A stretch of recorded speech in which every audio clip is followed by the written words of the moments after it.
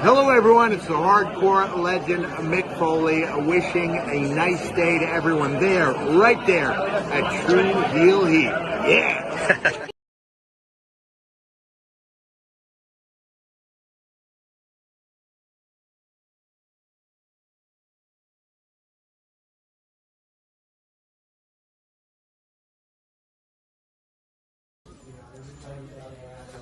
This is the knockout artist, Chris Hero, and if you're looking for some true heel heat, you better listen to them boys.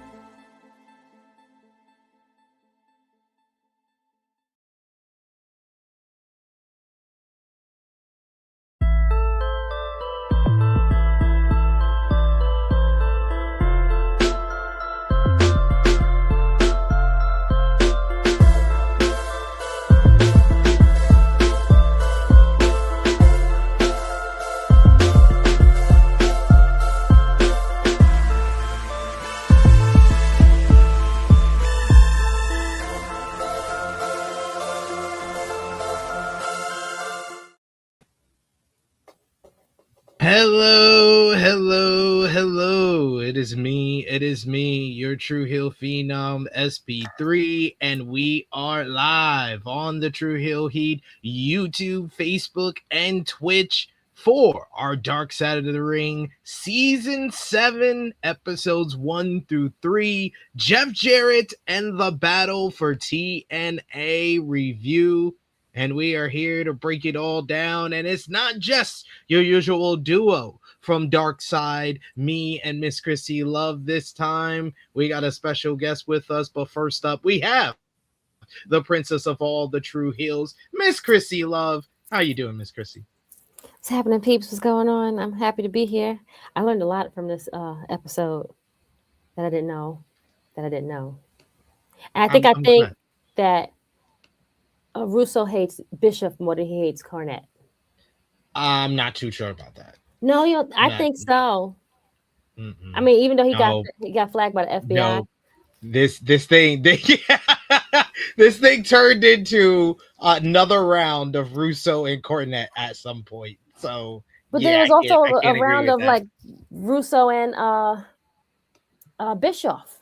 I don't know. Well, not really, because Bischoff is wrong. Like Bischoff is so wrong that he has wrong, me agreeing with Vince Russo. That's something that I thought I would never do in my life.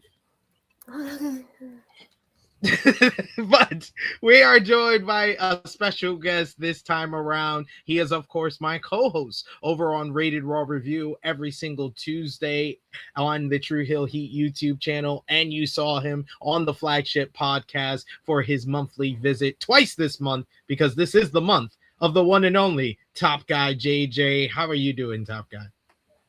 I'm all over the motherfucking place on this month of July here. Goodness gracious! I promise I didn't get fired. I'll be back to work really soon, so y'all won't see me as much. You know, when they be like, "Oh, he's here so often," and nigga probably lost his job or some shit. Still a little bit of a cough, but I think it's a lot better than it was on Saturday. Because goddamn Saturday, I felt like shit. But you had your Jordan flu game though. You were hitting the buckets. You were hitting those threes. You were making those baskets, man. I had like 10, 15 assists. And you know, after that shit, man, I had to just go lay down and take a bunch of medicine. But this is gonna be an interesting topic, an interesting show. This is gonna be a little different than what we usually cover because this is some messy shit. I feel like we're still missing more stuff though. I mean, they could have done the whole season of Dark Side of the Ring on just this mess. And then SP told me he said this stuff wasn't even done in the right order. No, it wasn't. It was not. It was not at all. Especially when we get to part 2 of the whole thing. But yeah, that's besides the part 2 and 3. Yeah, that's besides the point. But we'll break it all down as we usually do here. This feels like the old school days when we were doing like seasons 1 and 2 when JJ used to be around and be doing that with us. That was a lot of fun. So glad to have JJ here with us today for the battle for TNA. And we have an interesting relationship with TNA, JJ, because when we started hanging out again, it was through TNA. We used to love TNA. Like we used to love TNA when it wasn't cool to love TNA in 2014. Yo, we went to so many TNA shows. We went to the TNA when the Ding Dong, the Witch is Dead got put through the table. Yeah, when Dixie got picked to the table by Bully. When they fucking recorded an entire month of TNA TV. They did an entire month, and we saw that entire month at that one show. And then we saw Dixie get put through the table like 6-7 weeks later on TV. Like that shit was so much fun. That shit, yeah. TNA was on a different level for fun at that point in time. But now, I mean, y'all know what it is now. Y'all know what it is now. They just a footnote in True Hill Heat, like third company stories now. But we also got to shout out the 4th member of our usual flagship podcast team, Baby Seth, Johnny. Happy birthday! Yes. Day is today. Happy birthday to him because he is the triple OG when it comes to the True Hills group as far as ride or die TNA fans. Like when we first met at Victoria's Secret in the late 2000s, he was hardcore TNA. Like he would, like when we first started talking about wrestling, we of course talked about like WWE and stuff, and he would ask me, "You watch TNA?" I was like, "Yeah, I watch TNA." He was like, "Oh man, I never meet anybody who watches TNA." Yeah, that nigga made me. He used to say it like it was a secret, like it was a fetish. Like it was like, yeah. I can see him. Yo, because y'all gotta remember, like back then, like especially like 2005, 2000, like even like prior to that, like 2000 to 2005, like if you were watching wrestling, you were weird. Yeah. Like if you were watching wrestling, you were one of the weirdos that liked the fake shit. And it was just like a different time because we at the same breath we're like, y'all niggas like movies though. Y'all go to the movies like religiously. That shit is like literally they'll have an interview with the actors the next day that y'all just still had a fucking gruesome rivalry against each other, but we can't watch a form of entertainment that entertains us. Yeah, that's usually how it went. Yeah. especially when you get like later in high school into college, no, it's not cool to watch wrestling anymore. Y'all know it's fake, right? No shit, like, really? That's not why I'm watching. Just like literally everything else that y'all watch is fake. Exactly. Your whole timeline is fake. Like your whole timeline. You watch a series, right? A series of actors. It's a whole show. It has a lot of seasons, right? Same shit. They be like, no, it's not. Yes, it is. Just these ones just get physical with each other every day. And it's literally called episodic television. Yeah, like at one point, like especially like 2000s, 2010s, WWE or wrestling, TNA, wherever you want to call it, wrestling in general was kind of viewed as like a niche type of thing, like similar to like the comic book culture. And that's why I found it funny last week when Ospreay said the whole thing about him and Omega being the pro wrestling Goku and Vegeta, and then there was fans online that was like, oh man, these big fucking nerds talking about Dragon Ball Z. I was like, don't you realize that Dragon Ball Z is way more popular than wrestling? Like, what are we talking about? Like there's a whole like cult, like following, and like they have like Adventurelands and stores and shit like named after these characters. Like everything has followings. Like Pokemon is like the biggest thing in the world, and I don't know a fucking thing about it. But if you telling me you're in the Pokemon, like, all right, cool. Like maybe one day somebody could teach me about it.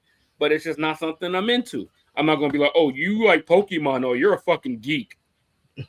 Like, what? Yeah, it's always been weird to me. But even the older I got, it's gotten even weirder. And I've never been able to hide my wrestling fandom ever. Like everybody knows. Like when all the time, and any house or home that I would go to and visit, if I happen to be there on Monday at 8 o'clock and be like, yo, you need to turn on the USA Network. Yep. Before you couldn't look at it on your phones, we had to go to somebody's house and change the channel. We would have to ask. And I turned that shit on at like, and I turned that shit on at like 7:55, and they'd be like, "Fuck, you want to watch Law and Order for?" Oh, I'm not here to watch Law and Order. Oh no, I'm here early. I'm here early. So I can watch the ending of Law and Order into Raw. This is my usual Monday routine.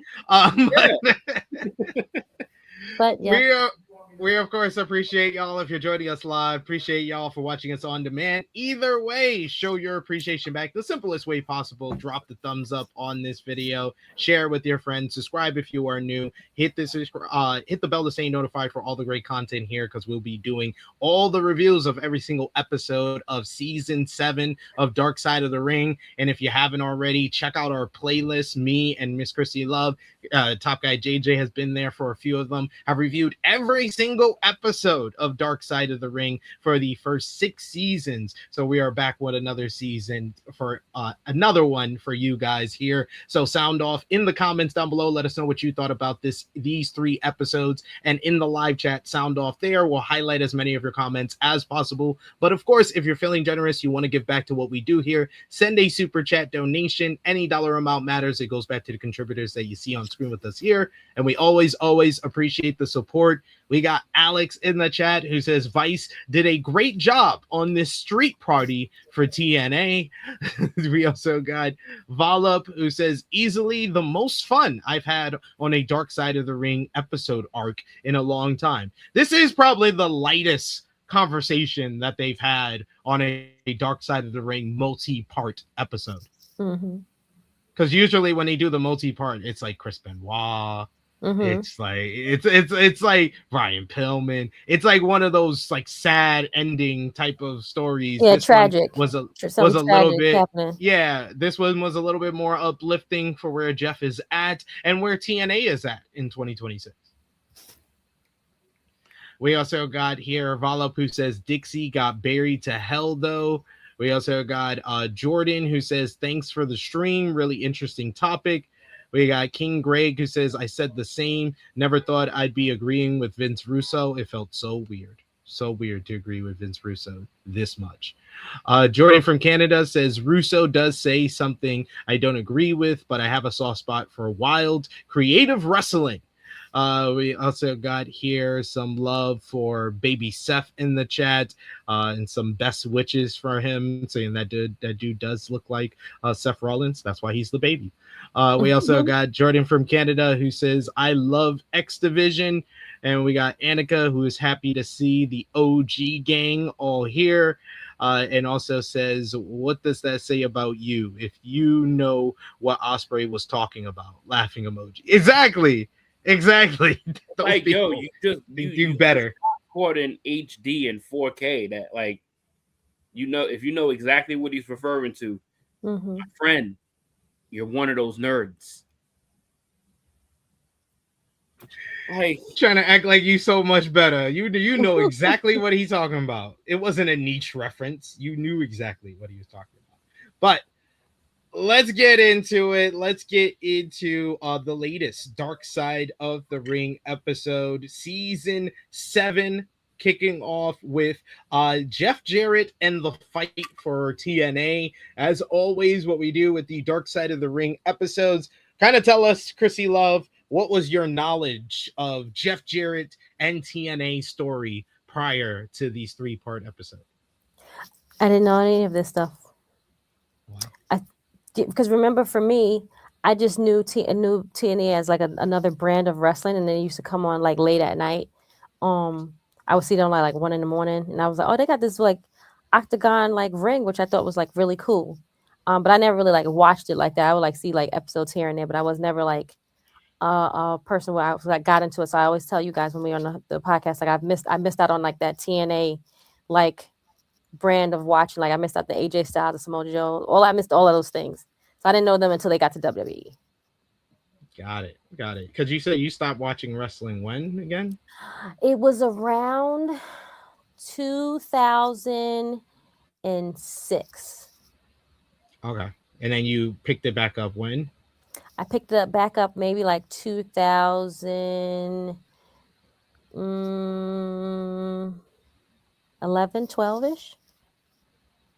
Okay. So an interesting 5-year gap that you had. Yeah. You didn't miss much, but you missed some interesting stuff. I missed and I would watch it periodically. I only would watch it like, unfortunately, just WWE during like the big fours. So I wasn't like catching on storylines and things like that until I got really like locked back in until I want to say probably really fully, probably like 2016.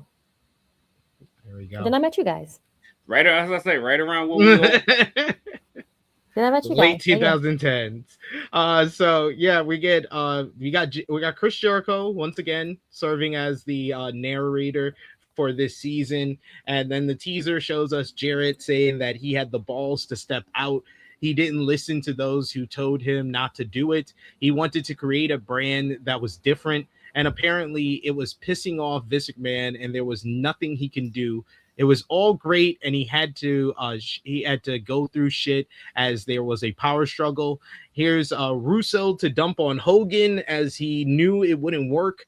We also got to cover his drinking problem, and yes, Tony Khan would be a talking head very briefly in the 3rd part of the series, but we got him here in the opening. So we start off with Jeff Jarrett, and he talks about the story of TNA. He says it was a story of 1,000 what ifs. He thinks of the early days, and we get the talking heads going over the craziness. Russo says, if you are a traditional wrestling fan, this show is not for you. Jeff says that it's a deep question whether he feels validated and right for where he is today. We go back to Memphis in 1979 with Jerry Jarrett versus Jerry Lawler footage. And Jeff says that he idolized his father, who was the boss and promoter. His parents divorced when he was 3, and his mom blamed the wrestling business. He lived with his mom and saw his dad on TV from time to time. As he got older, he started spending summers with his dad, and he would see wrestlers coming to the house and started watching tapes. Jeff's grandma, Kristen Teeny Jarrett, was the most successful female promoter in the industry, which is awesome because like there's not a lot of like female promoters nowadays, but we always hear the stories of like The Rock's grandmother being one of those big promoters, but to also know that Jeff's grandmother is another one. That's quite inspiring as well. So we get, if you need history, there's also Jim Cornette, your favorite, Krssi Love. He is on this season with us as well. He says he said Jeff made $300 one night working concessions for his grandma, and he knew he was going to like this business. He became a referee and got beat up by the heels, which brought Jerry out to save his boy, and he was supposed to go back to college, but he stayed with wrestling. Cornette put over Jeff as being young and good looking, who can sell and was a great worker. Well, great is an opinion, but teach it home.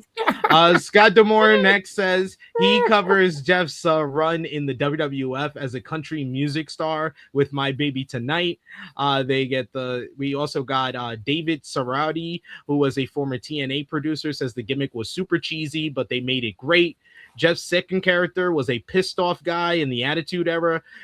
So they completely skipped the Four Horsemen run for Jeff Jarrett in WCW. Because Jeff, we remember, Krssi, when we talked about Andrade last year, when Andrade made the jump back to AEW, we said that he was a modern day Jeff Jarrett. Because Jeff Jarrett had the country music star gimmick in like the mid 1990s. And then right when he was kind of getting over in 1996, he makes the jump to WCW, and he becomes a WCW guy. He joins the Four Horsemen. He has a very memorable feud with Steve Mongo McMichaels, where he steals Steve McMichaels' wife, Deborah McMichaels, and that's why when he comes back to WWF just a couple years later, he has Deborah. So so he was jumping back and forth before it was like the Andrade thing to do. So they completely skipped that though. But now, when that happened, was Deborah married to Steve Austin? No. Her coming to WWF is where she met Steve Austin. Got it. Okay. Yeah. Top Guy JJ, when was the first time that you saw the Jeff Jarrett in wrestling? Because for me, it was the country music star in WWF. Yeah, same time. Same time for me was the JEFFJARRET Yes, double J, Jeff Jarrett. And they hit that. Didn't he have a manager at that time too? With that little cheesy ass smile, huh? Didn't he have a manager? He had the roadie. Yeah. Okay. He had the roadie. Yeah, which turned into Jesse James, and then the Road Dogg, and all this other shit that he's become, and then the most hated writer in history, apparently. But yeah, that's about the first time that I actually saw him. And hey, whatever people vision as good to great, one thing he was memorable. So one thing he was is that when I saw that for the first time and saw that corny ass and cheesy ass little gimmick and him doing that My Baby Tonight, that bullshit. Then my day working hard on the dope, but the hands on the clock keep spinning real slow. I can't wait to be alone with my baby tonight. That is disgusting. And you actually remember the whole song too. Yeah. Knew that many lines to that. That's disgusting. So I'm just imagine if we were doing this podcast in the 1990s. Oh man. So I'm just like, yo, he had a gimmick. The gimmick, regardless of what people thought about it, it was something. And it was something that people remembered. It was a memorable one, and even the pissed off gimmick. Do you remember when the first time you saw him come back to WWF with the short hair? That shit. I remember the whole angle, the hair versus hair matchup against X-Pac at SummerSlam 1998, where he got shaved, where he got the crew cut. Yeah, it was crazy when he got the crew cut, and then I think it was sometime when he did the first set of jumps, where I think he had, was it? Did this timeline go right? Is that he dropped the title, and then the very next night he was on Nitro? Yes. So that was some real yo. That you couldn't believe that. Crazy, dog. It was because we weren't getting internet access, dirt sheets, and all of that. The Slammer comes out on Fridays, so when the Slammer report comes out, they've already announced that he's already done something that we've already watched. So to see him at a fucking WWF pay-per-view and then see him the very next night on Nitro, I mean, we've seen that before with Lex Luger and shit like that, but no one in their right mind thought Jeff Jarrett was literally just going to be fighting China one day and then attacking somebody in WCW the next day. But this was the most high profile of it, outside of maybe Rick Rude showing up on a taped episode of Raw and then live on Nitro, where you had Rick Rude was the same way. He was with and then he was on the show on the next on month? Nitro with WCW. I mean, with the NWO. So yeah. So with Jeff though, with Luger, I mean, he was on a house show one night, and then the next night he was on Nitro. This was Jarrett on a pay-per-view in one of the biggest matches on the show with Chyna in the Good Housekeeping matchup. Chyna becoming the first ever woman to win the IC title, and then the next day he's on Monday Night Nitro. And we knew nothing about it. We just thought he just lost. Before the dirt sheet. Before the dirt sheets. It was a good time. Before social media ruined everything. So we go back a little bit. Jeff talking about his first matchup in 1986. And 2 days later, he had his first date with Jill. She was a little younger than he, and they fell in love. He says, we were both ready to conquer the world. She was never around the business and stayed home while Jeff went to work. She had her first round of breast cancer in the late 90s, and Jeff stayed home to take care of their daughter. He then went back to work, and he was paired up with Owen Hart. Jeff talks about they were at the same stage in their lives. He calls Owen his best friend. Cornette says they were a great team because they both grew up in the business, both sons of wrestlers and promoters. That leads to Kemper and Owen falling from the ceiling when a stunt goes wrong as the Blue Blazer. We get the news being broken by Dan Rather and how he was too stressed that it wasn't part of the show. Jeff, he said, my best friend died in a work accident. They cut to JR breaking the news on air and over the edge. We see fans who were there giving their account. Jeff had to stand there and cut a promo while Owen was being wheeled out. Cornette still can't believe they didn't stop the show. Jeff says Owen fell 2 feet, 82 feet, and that he walked through the crater that Owen's body left. JR then tells the world on pay-per-view that Owen has died, and we see Jeff's emotional remarks the day after on Raw.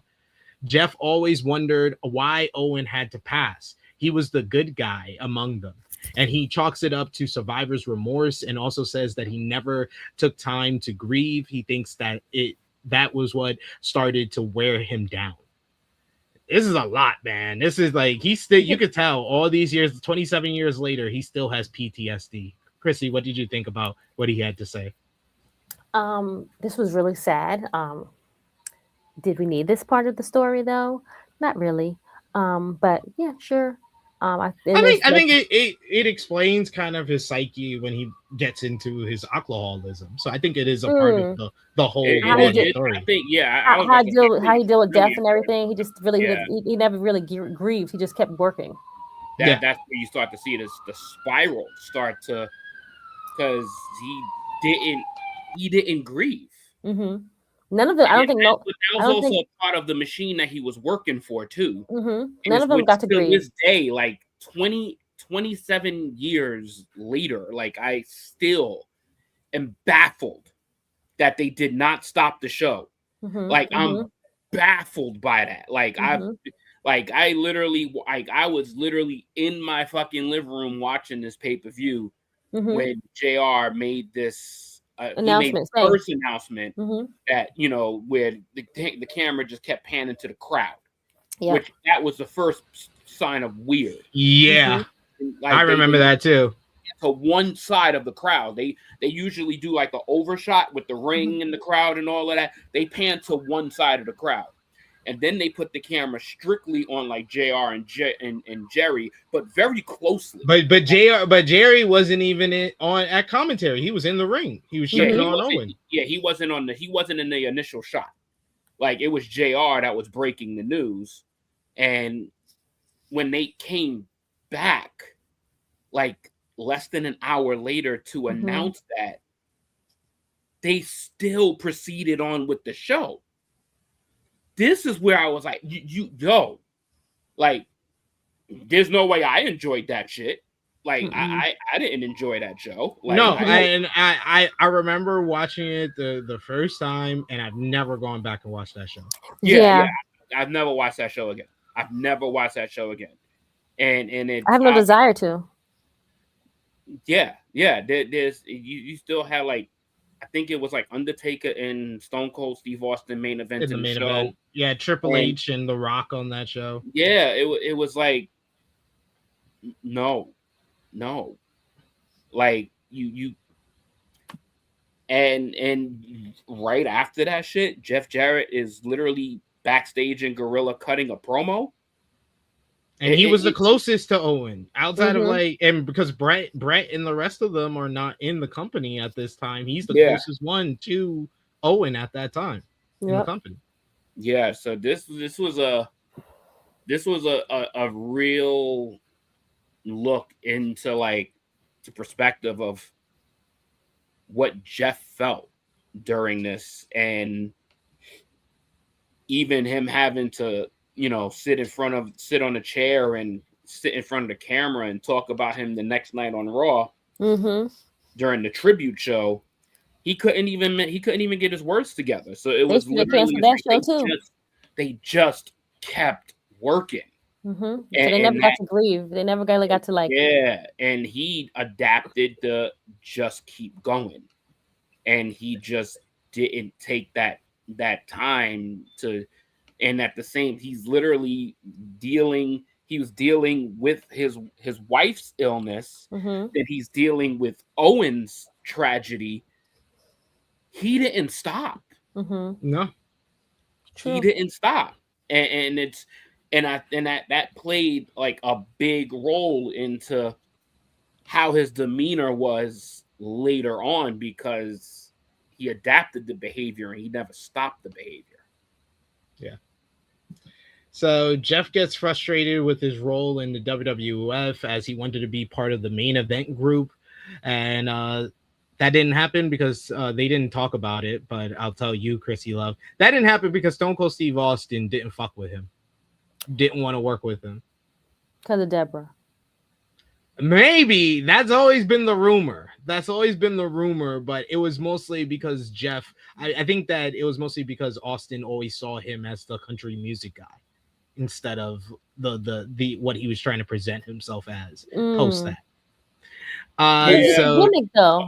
Austin, as much as we all love Stone Cold Steve Austin, Austin was an asshole. He was a major asshole. He was a politician. He doesn't get that title enough, but he was. He didn't want to drop the WWF championship to Triple H at SummerSlam 1999. Yeah, like he was. So he was like Hulk Hogan. Every top guy.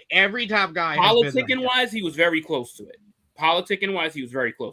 And when he didn't get his way, he just didn't show up. So every top guy has their own way of saying, no, I don't want to do this, and they let them do it. That's kind of a pre-rest. But becoming a top guy is that you have to protect your spot. Almost like Stone Cold had the WWE in such a fucking chokehold that he could say and do whatever he wants. He was literally in the Hulk Hogan position. He was literally that big. Like you had the Attitude Era is like, yeah, you talk about The Rock, you talk about Triple H, you talk about Chris Jericho. The Attitude Era was headed by Stone Cold Steve Austin. For sure. For a fact. Stone Cold Steve Austin was that motherfucker. He was the Attitude Era. Yeah, because it was just because we love Stone Cold and we absolutely like that. That's, you hear the glass shatter, some shit's about to go down. But don't get it twisted that he wasn't in some way, shape, or form some kind of prick backstage. Okay, that's good to know. Cornette says that Jeff never had the size or the over-the-top gimmick. He had the option to go to WCW, but he was still Intercontinental Champion. He was set to drop the title to China, and then Jeff says that he was owed 3 to 4 months of back pay. So Jeff knew he wouldn't have any more leverage. So he wanted $100,000, and Vince nodded and gave him the check. Jeff then thought about it and said, you know what do I have to lose? So he goes back for another $100,000. He's like, how about we make it $200,000? The best part about this is Jim Cornette telling the story. It's not even Jeff telling the story. It's Jim Cornette telling the story. Vince smiled, handed him the check. And Jeff says that Vince told him that it was a pleasure doing business with you. Jeff loses the Intercontinental Championship to China on night, and then he was on Nitro the next night, hitting Buff Bagwell with a guitar. Here's Vince Russo, because Jeff Jarrett came to WCW at the worst possible time because he has a former colleague there with him, without the person to drive the car that he's just flying all over the place and hitting civilians on the sidewalk. He says that he first met Jeff in WWF as a writer on Raw. Russo says that he put the belt on Jeff in WCW because Jeff was a great heel.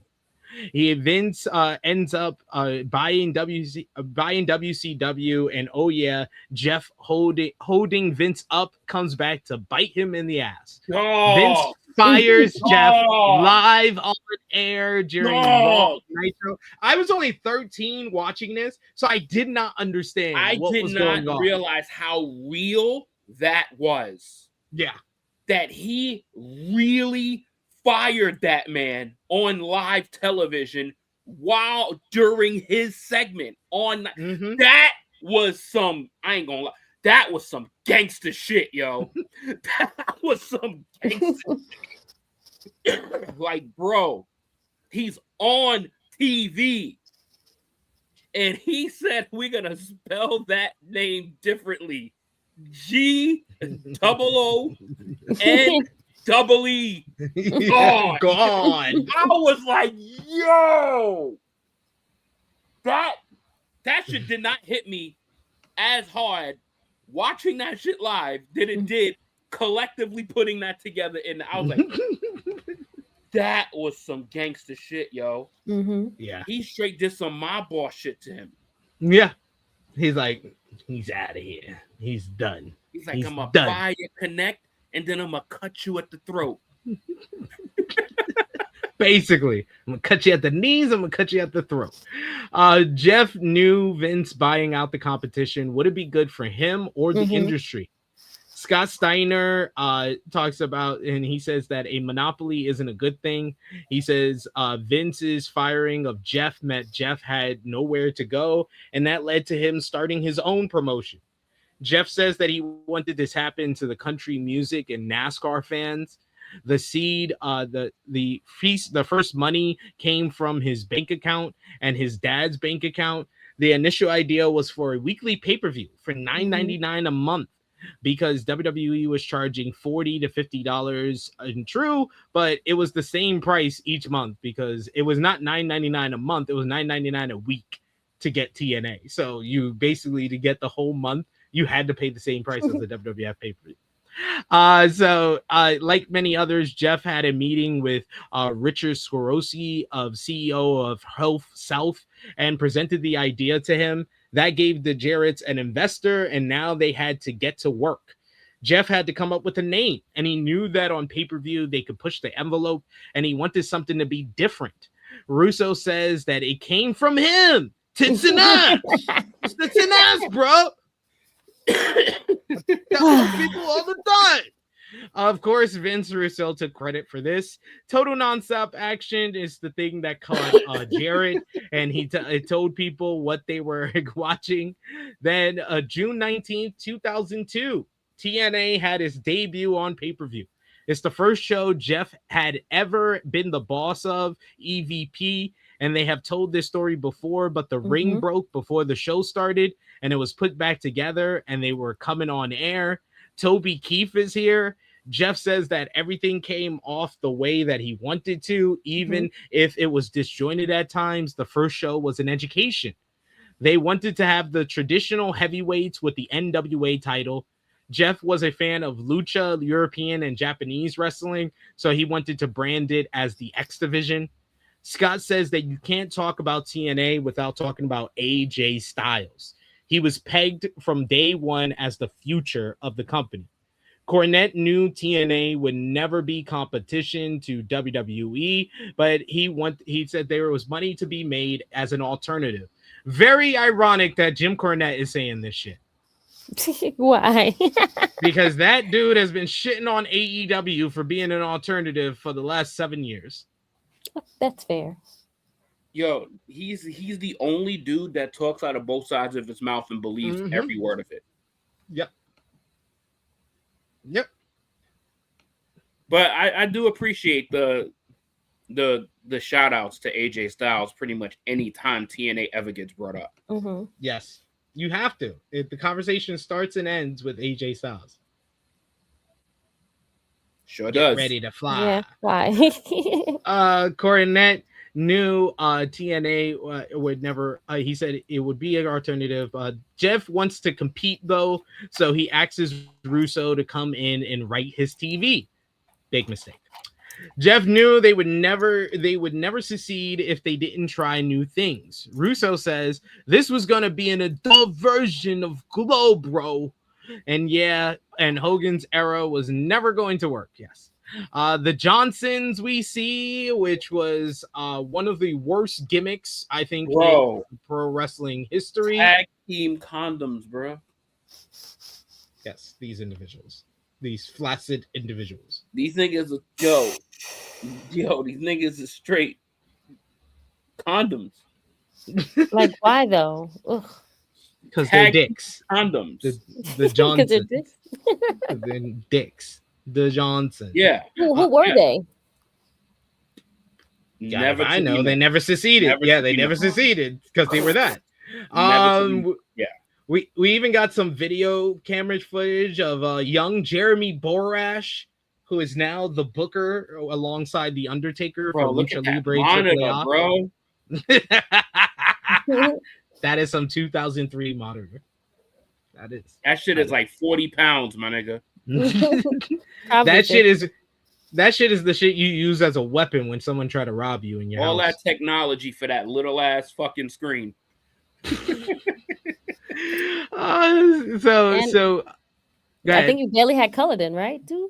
Or did you have color? No, we had color. No, we had color by then. We had color by 03. You had to have money though. You had to have money to get that program though. Yeah, that's when the flat screen era started to really come into play, and that shit used to start.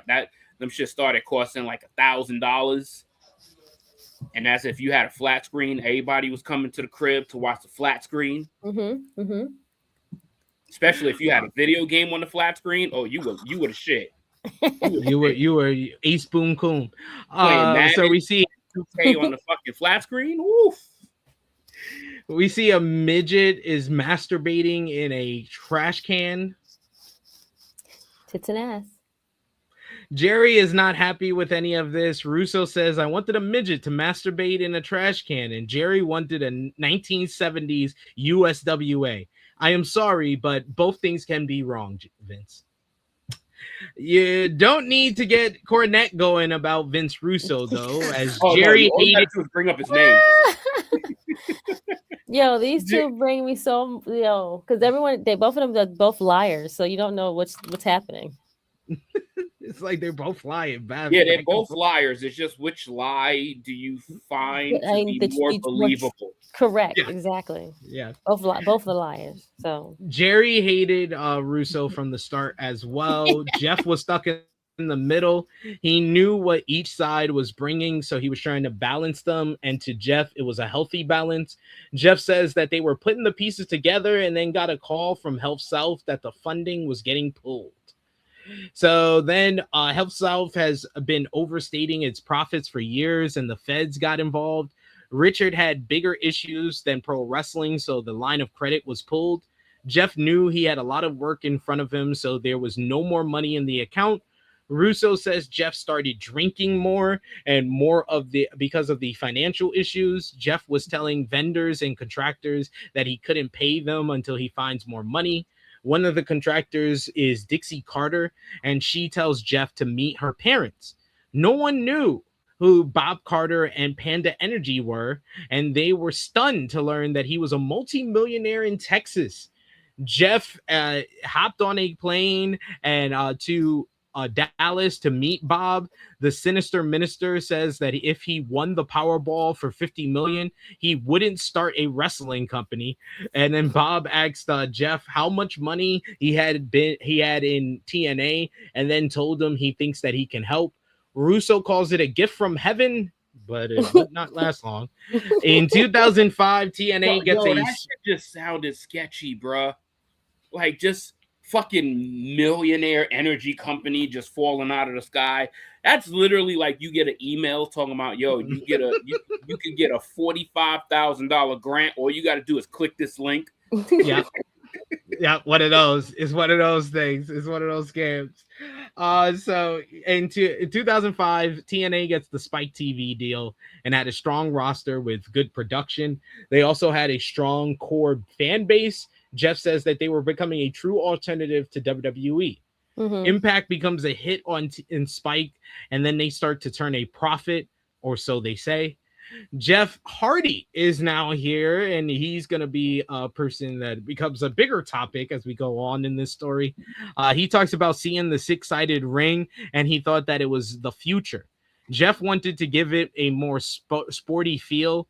D'Lo Brown says that the fans booked on to the identity of TNA, which means the six-sided ring and the high flying. We get the Eli Skipper cage walk. We also get Jeff Jarrett, who says that he dominated the main event scene because he had to. Scott admits that Jeff was not a favorite of the fans. No kidding about that one. Scott says that you can't put the title on someone you can't trust.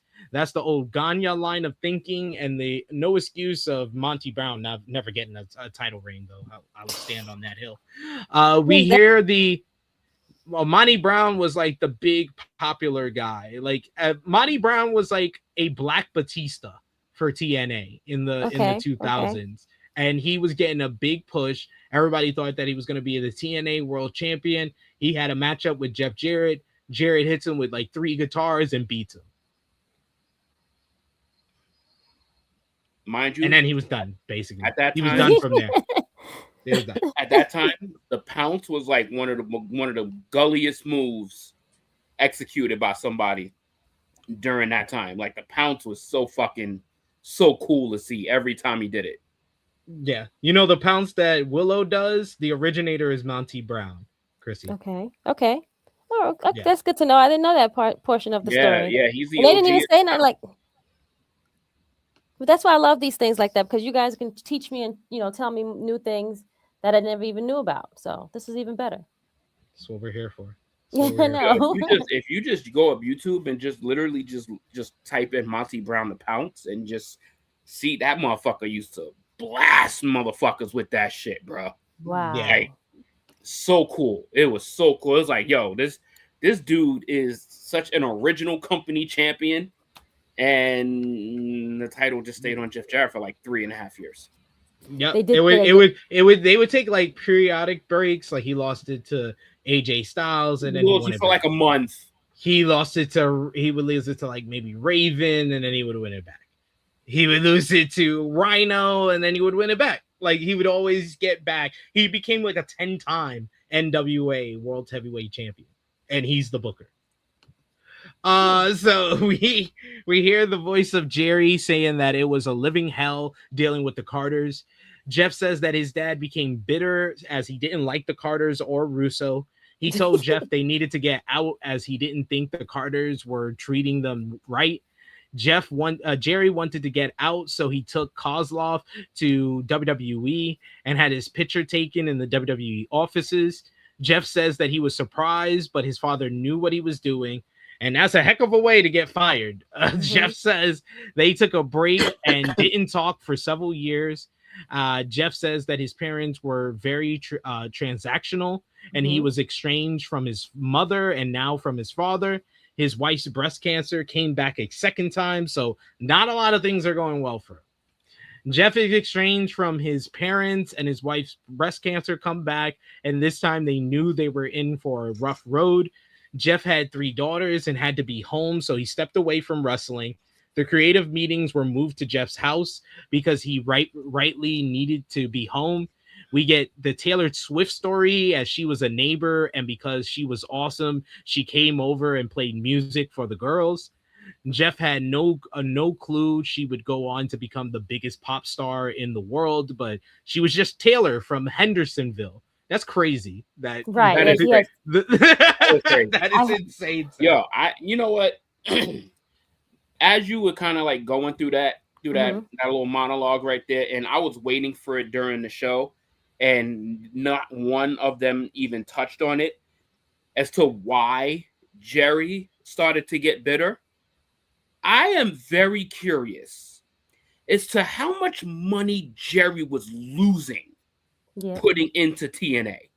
Like the amount of funding that came from him to go into TNA that he never recouped back, and now he's not even gonna have like partnership control over it because his energy company came out of the fucking sky and all of a sudden wants to be his boss. Like, dude, there's reasons that man probably got like fucking sour. Like, but they just glossed straight into him being bitter and how the company made his life a living. I was like, nah, there's a middle part in there. How much money did this man lose prior to this? Like, Jerry was literally Jeff's co-signee for the TNA company. Jeff didn't fund that shit all alone. Daddy helped him. But what is Daddy getting back? That motherfucker lost, I don't know how much money, but I'm pretty sure it's in the six figures at minimum that he lost in his investment in TNA that he now was not even going to be a partner, shareholder, owner to. That's some fucked up shit to have to deal with. But Jerry was the bitter one. I just didn't like how they glossed completely over the deficit that Jerry, that we know for a fact, and I'm mad that we don't know the numbers, but how much money Jerry put into this shit before getting taken over blindsidedly like that. Yeah. He was probably rightfully frustrated with everything going on, especially because the Carters would run the business the way they wanted to run it, and now he had no say.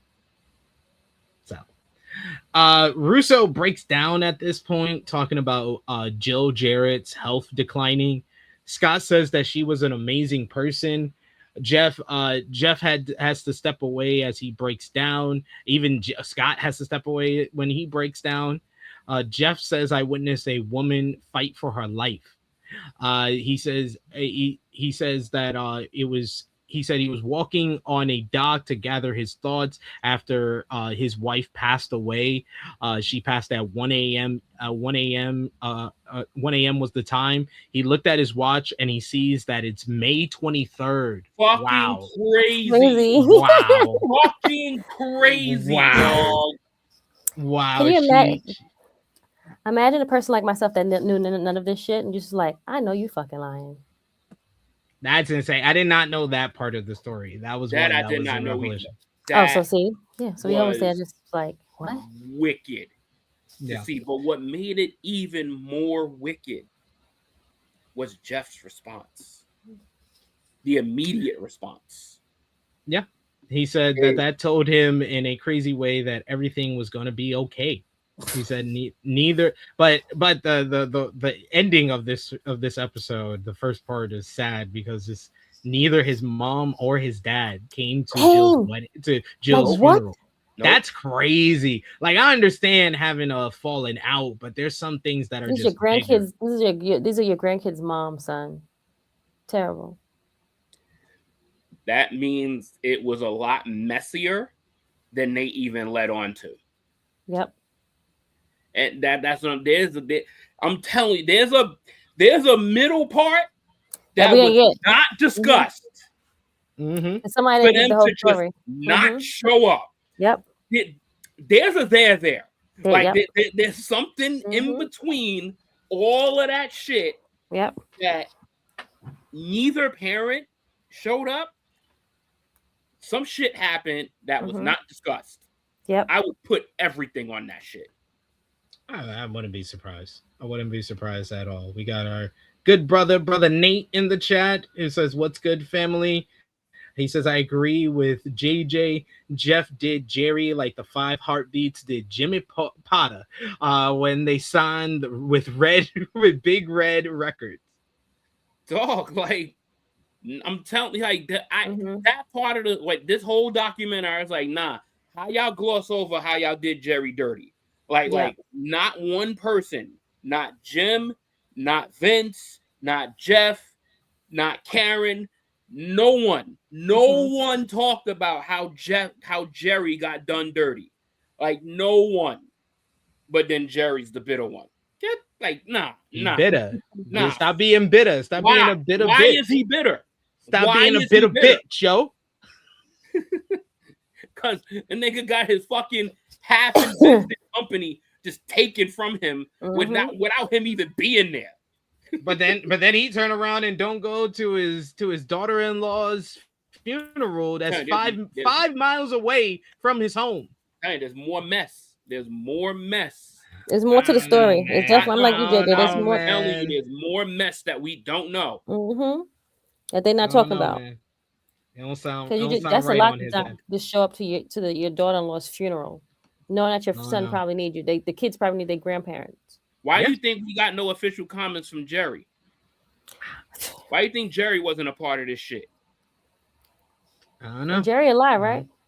He alive? He's still alive? I think. I don't know. Wait. I'm not sure. Maybe, Beth. Yeah, I'm not sure. Let me check. We'll check. That's here. That's a good check. That's a good question. Let's check if Jerry Jarrett is alive still. No, he passed away in 2023. Okay, so that there goes that. 2023. Yeah, so he was. But that is Jeff during this episode here. That was part 1 of Jeff Jarrett in the fight for TNA. Okay, so do y'all want to do a overall like ratings for all 3 parts, or do you want to do each part?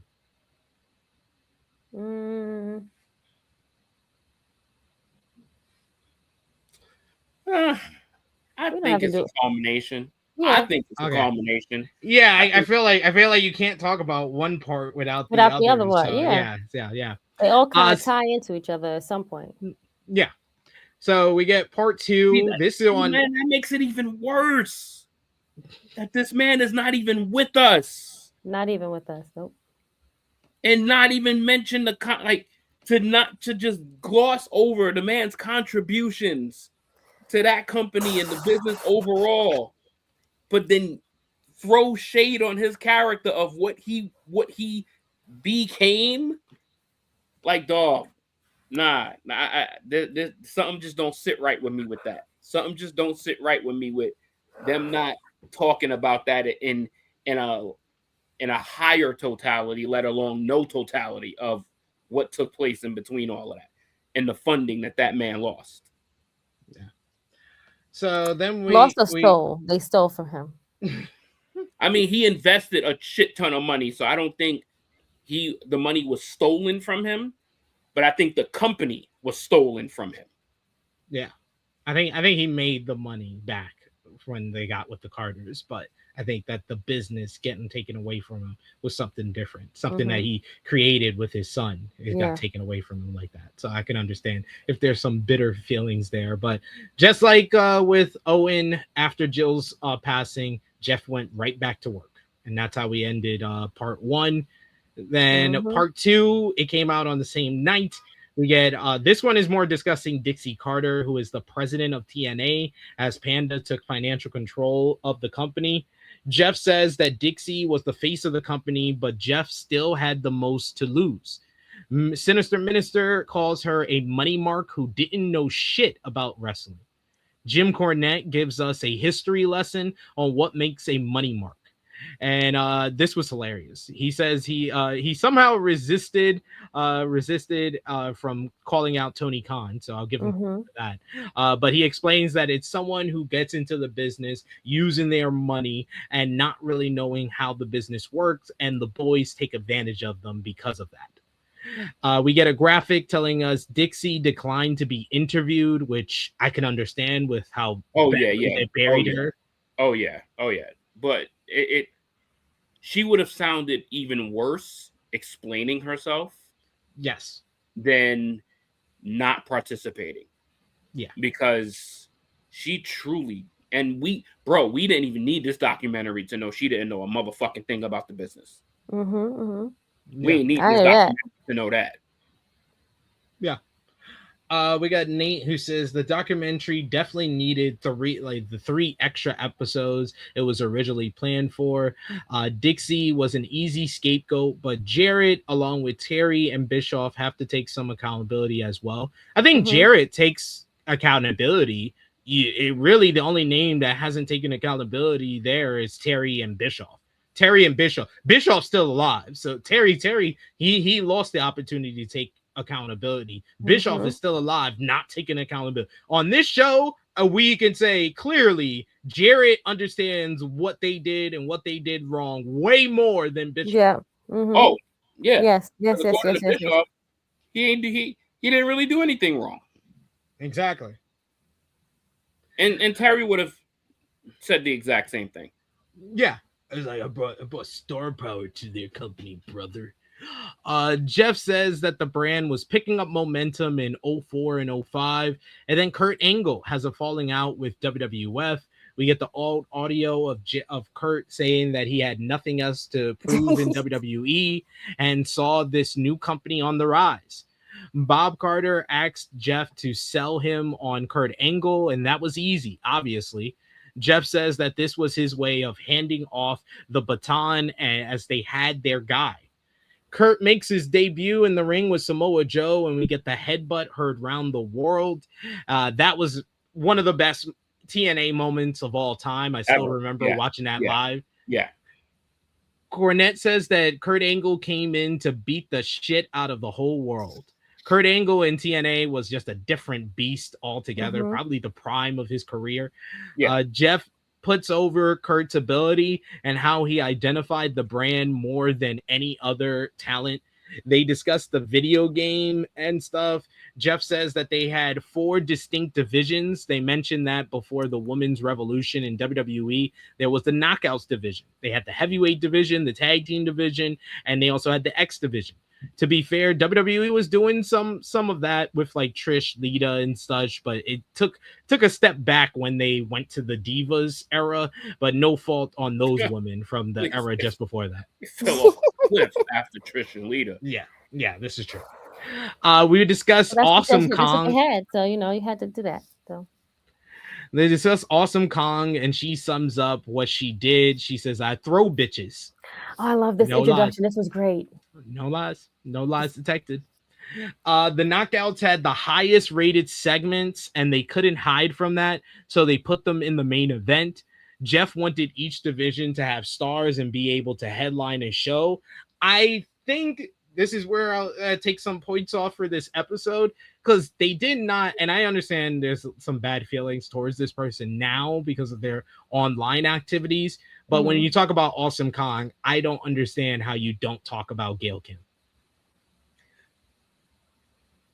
I'm glad you brought that up because go ahead. When they were talking about spearheading the Knockouts division, and I immediately thought they're at least gonna mention Gail Kim, and then they panned the fucking camera to Awesome Kong. I was like, you gotta be fucking kidding me. No knock to Awesome Kong, no knock to her at all, but bro, Gail Kim is the fucking originator of that fucking division. Gail Kim, she's the greatest knockout of all time. Like there's Gail no Kim question. Was the Knockouts division. Wow. Gail Kim was the reason they brought in Awesome Kong. Exactly. They needed an opponent for who? Gail Kim. Gail Kim was the face. Awesome Kong was the heel. Gail Kim was the real star. So and like this give whole awesome revisionist. She deserves it. No. She deserves it. She deserves it. Flowers. She's iconic. She's iconic for what amazing. she was because there wasn't a lot of like black female representation, and a black female that looked like her. We had never seen that in wrestling. So it was great and it was different, and she was a star of the division. But it's like it's like saying, man, I love peanut butter on bread. Peanut butter is the best. And just forgetting about the fucking jelly. Like this is the matchup. Like you cannot talk about one without the other. Yeah. It's literally like leaving one half of a great tag team out and just only talking about the other one. So what you're saying is like you can't say Trish without saying Lita. Same difference. And if you're talking about errors, yes. Okay, Yes. got it. And okay, so like when I was like, oh yeah, they're giving Awesome Kong all this praise Which and deserved. Okay. it's deserved. Okay. So they just Yeah, forgot. you weren't wrong for feeling happy for Awesome Kong. Okay. What we're talking about is the absolute blatant miss on Gail Kim. Yeah. So this, I'm happy that you guys are here because again, I was not around for this era, so I'm learning as I'm watching all these things, and I've learned all this stuff through the stuff you guys tell me. So when they do stories like this, she's like, well, why was Gail not available? Was Gail in the contract? Like, what happened? She's not in the contract because she left TNA in 2024, but I'm guessing she wasn't available or didn't want to be involved in the show, so maybe that's why they didn't include her here. So AJ Styles wasn't available, and he was, and they still mentioned him, right? Like, so that's where it's like, all right, dog, what are y'all doing? What are y'all doing? You can't be building up this whole conversation, and then there's only one person you're talking about this conversation. Like, it'll be almost like damning if you don't even mention the beautiful people. If you don't mention Angela and Velvet Sky, like that's a problem. Like that, they were like the stars of the fucking division. Yeah, these were all like an OG, like what AJ Lee and Paige and the Bellas were for that era, as far as like building blocks to create something for what would become the women's revolution. That was that foursome of the like, beautiful people, Gail Kim and Awesome Kong. It's crazy work, bro. Yeah. It's crazy work. Because the beautiful people were basically the eye candy that got the horny male fans to watch TNA. They were the TNA of TNA. Yes. Tits and ass. Or as Taz used to say, let the birds out. So like I'm just saying, like they went over an era and they just missed too many parts of the era. Yeah. So Impact gets expanded to 2 hours, and Jeff calls Cornette to come in as a producer. The ratings were doing well, and they were a viable number 2 in the industry. Jeff says personally he was not doing well. He says that he had times when his personal life would hit highs while his professional life was low, and vice versa. He talks about being able to put on a mask and go to work. The Talking Heads mentioned that Jeff didn't take time off and never went through the grieving process. Jeff just wanted to keep working and didn't know a power play was happening. The same fame that doesn't change people, it reveals people. Jeff says that he had a video game call and was told that he didn't need to come, as Dixie says that she was taking his place. That caught Jeff off. That was the first like crazy work from Dixie, bruh. Do you know how big that shit is for a wrestling company that is not the WWE to get a video game? Mm-hmm. And then the lead partner, the fucking guy that has the fucking most minority ownership is like, nah. But that's crazy. Like, how you got the person that has the most minority of partnerships, but he ain't got no say. She just want to replace him. They just, it gets worse. Yep, it's gonna get worse before it gets better. It gets worse. Jeff says that caught him off guard, and he knew Dixie had begun her strategy. Dixie is gaining more influence in TNA, and Jim Cornette says Dixie wanted more people to recognize her. Scott D'Amore says that Dixie was a woman in a male-dominated profession. Then we get Matt Hardy coming in as a talking head, and Awesome Kong is also here, and they seem to be more Team Dixie, as they loved her. It became a Dixie crew versus a Jeff crew out of the talking heads in this episode. TNA was now viewed as WWE's main competition, and we see a list of ex-WWE guys coming into the company. Some were viewed as assets, and others came in as paid vacations, and they really focused on Kevin Nash whenever they brought that shit up. That shit was funny. I was like, God damn, y'all burying Kevin Nash right now. I mean, and he spent the most time with y'all out of all these old heads. Damn. I mean, crazy. It was some crazy work, but I mean, you you started to see this unraveling of basically, like you said, Dixie's people versus Jeff's people. Yeah. And all of Dixie's people were ex-WWE people. Outside of Kong was a Dixie person. Hmm. Well, until Awesome Kong went to go have a certain conversation that didn't go well at all. So Sarati tells the story of Dixie and Nash at a bar, and Nash pouring her wine because his contract was coming up, and he was telling Dixie he couldn't wait until they were number one and could tell Vince off. And that was hilarious. I was like, that definitely sounds like Kevin Nash to me. That sounds like Kevin Nash. He basically got her drunk, made her sign something she wasn't supposed to sign. And yeah, niggas say, yeah, take some more. Take some more. The fact that some people are telling this story. We gonna make the WWE bankrupt, baby. We gonna rule the world, baby. Scott Demore says bringing in the ex-WWE guys made the homegrown talent feel neglected. Kong says that Angle was being paid over $1 million a year and felt he deserved more than that. She felt that he deserved 1/10 of that and was being paid. She felt that she deserved 1/10 of that and was being paid less than a manager at McDonald's. Wow. She says that crazy. That's nasty work right there. Yo, you're telling me that you are employed with somebody that is not even making 5%?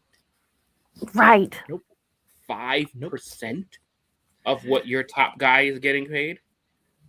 That's bananas, B. That's bananas, B. So what was Gail getting? Probably more than her, but not that much more. She was probably getting the 10th of yeah. So they told her she had a point, but they could not pay her more. She says more than 2 knockouts champions had to moonlight in blue-collar jobs. One had to work in a bar, and she would be on TV, and the customers would recognize her. Dixie was still hiring people as this was happening. Nobody was sure who was in charge. Awesome Kong says that the only thing she knew about Jeff was that he carried a guitar and worked with Chyna, her hero. I was like, damn. What? Just fuck him. Right. Yo, but dog, like, yo, what's crazy is that, I mean, if you looking at it from her point of view, right? You see them hiring Buff Bagwell, Kevin Nash, Scott Hall, X-Pac, Booker T, Sting, Kurt Angle, all of these cats. They just bolstering this roster. And she's like, I'm a part of this growth. Mm-hmm. Like, this is what I'm getting paid. And you just opened your checkbook and probably gave at minimum $6 to $10 million out. Mm-hmm. Yeah. She just was trying to get a piece. A piece. She's trying to get a piece of that. Said, and the shutdown was, nah, there's no chance you could get that. You could get that. I don't know. I just don't like to disrespect the Jeff, though. Yeah, recognize who. I mean, but she at least kept it real. She didn't really pay attention to wrestling. Yeah. So she didn't even know Jeff started TNA. Dixie apparently had issues with D'Amore calling Jeff Jarrett boss. Russo says that there was no jealousy or fighting when it was him, Jeff, and Dutch. Dixie started throwing ideas for creative, and Jeff started giving her the attitude that she didn't know anything about wrestling and needs to be quiet. Russo says he and Dutch were in the middle of the Jeff and Dixie problems. D'Amore says that Russo became a lightning rod and took the blame for things. We see the casket being lowered in the ring and the crowd chants fire Russo. The man just admitted that he wanted a midget masturbating in a trash can, but hey, he didn't come up with all the ideas apparently. Russo says that his to the ring, literally. Russo says that his critics can blow him. Karen Angle was Kurt Angle's wife.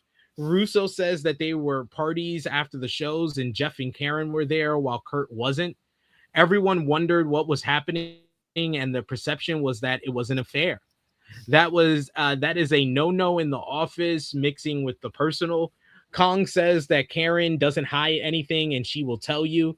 That brings Karen Angle in as a talking head who's going to talk about it for the first time. We get Karen who says that she used to watch the show from the seats and in front of the other fans, but she really got into wrestling more when Kurt got into it. She is a Western Pennsylvania girl, so that's how she met Kurt. Karen says that she is the wife of Jeff Jarrett, and she and Kurt were legally separated in 2006.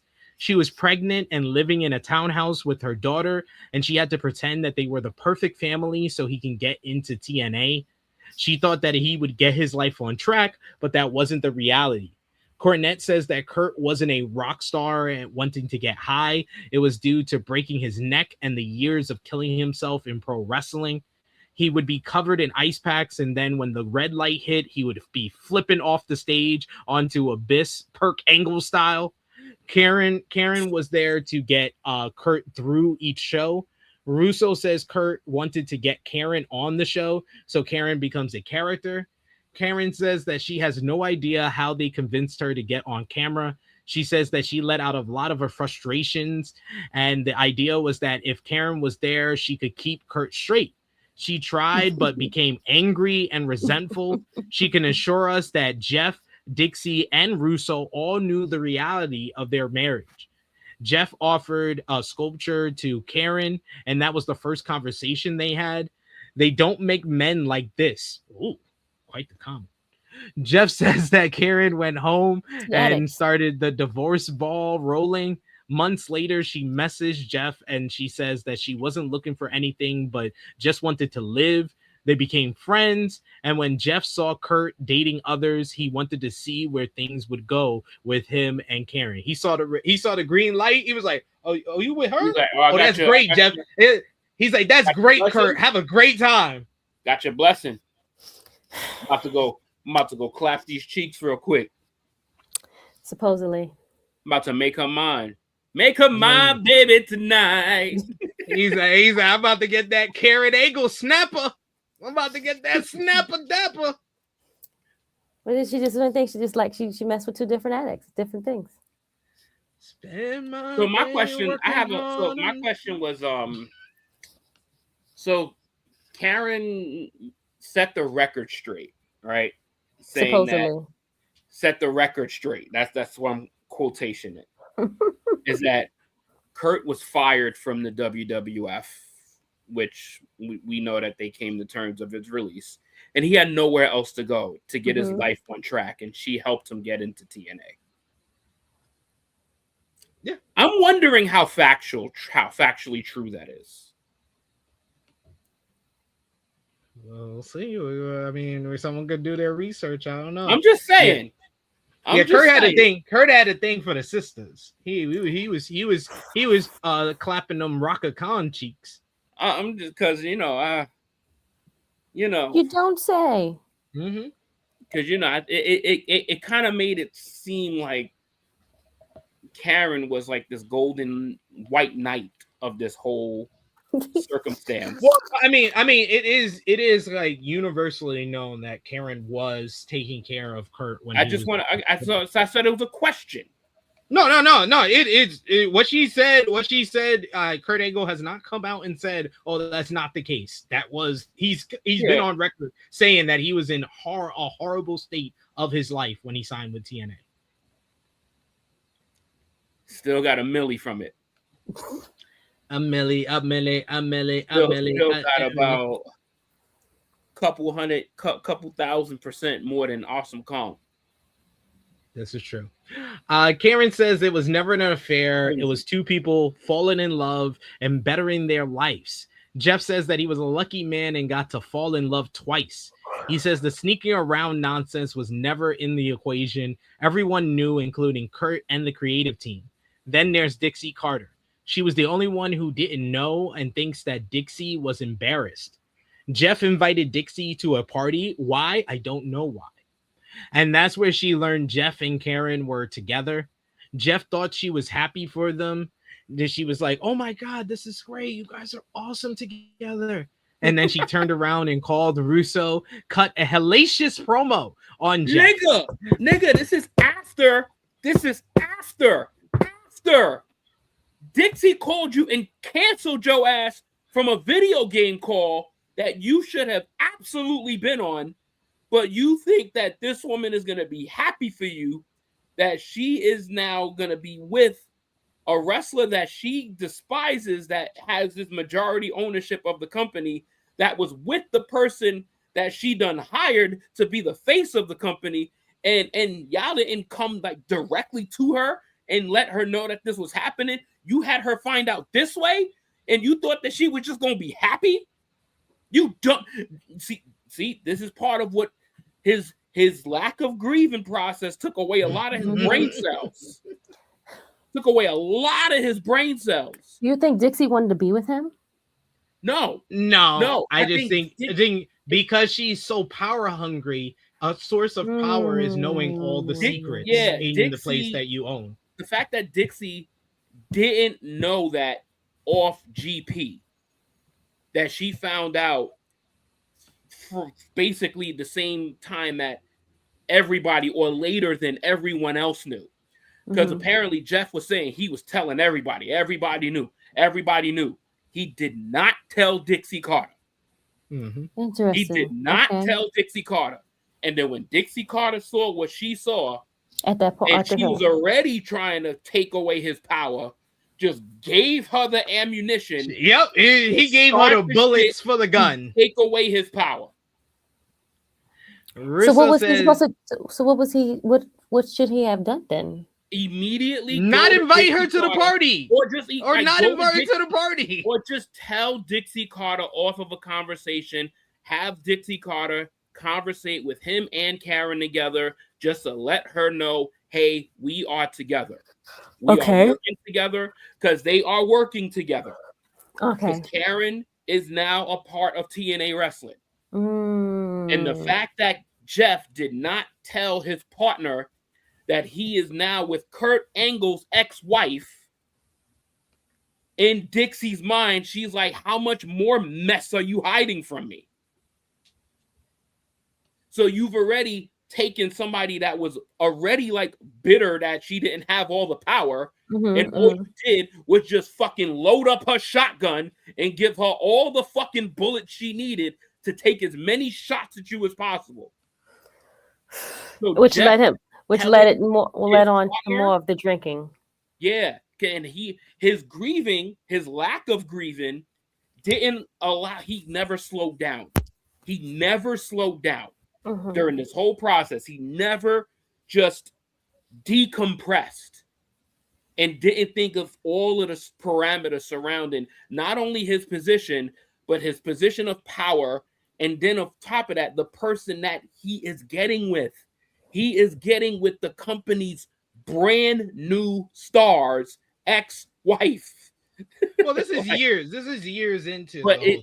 But all you got to do, if I don't like you, and all of a sudden, like if I'm getting into a relationship with somebody that is now also working for you, but I never tell you, but I told all my employees. But then all of a sudden I show up to this party with this woman, and then you see that, and you already don't like me. The story now, however factual it is, it doesn't matter to the person that doesn't like me. Sure.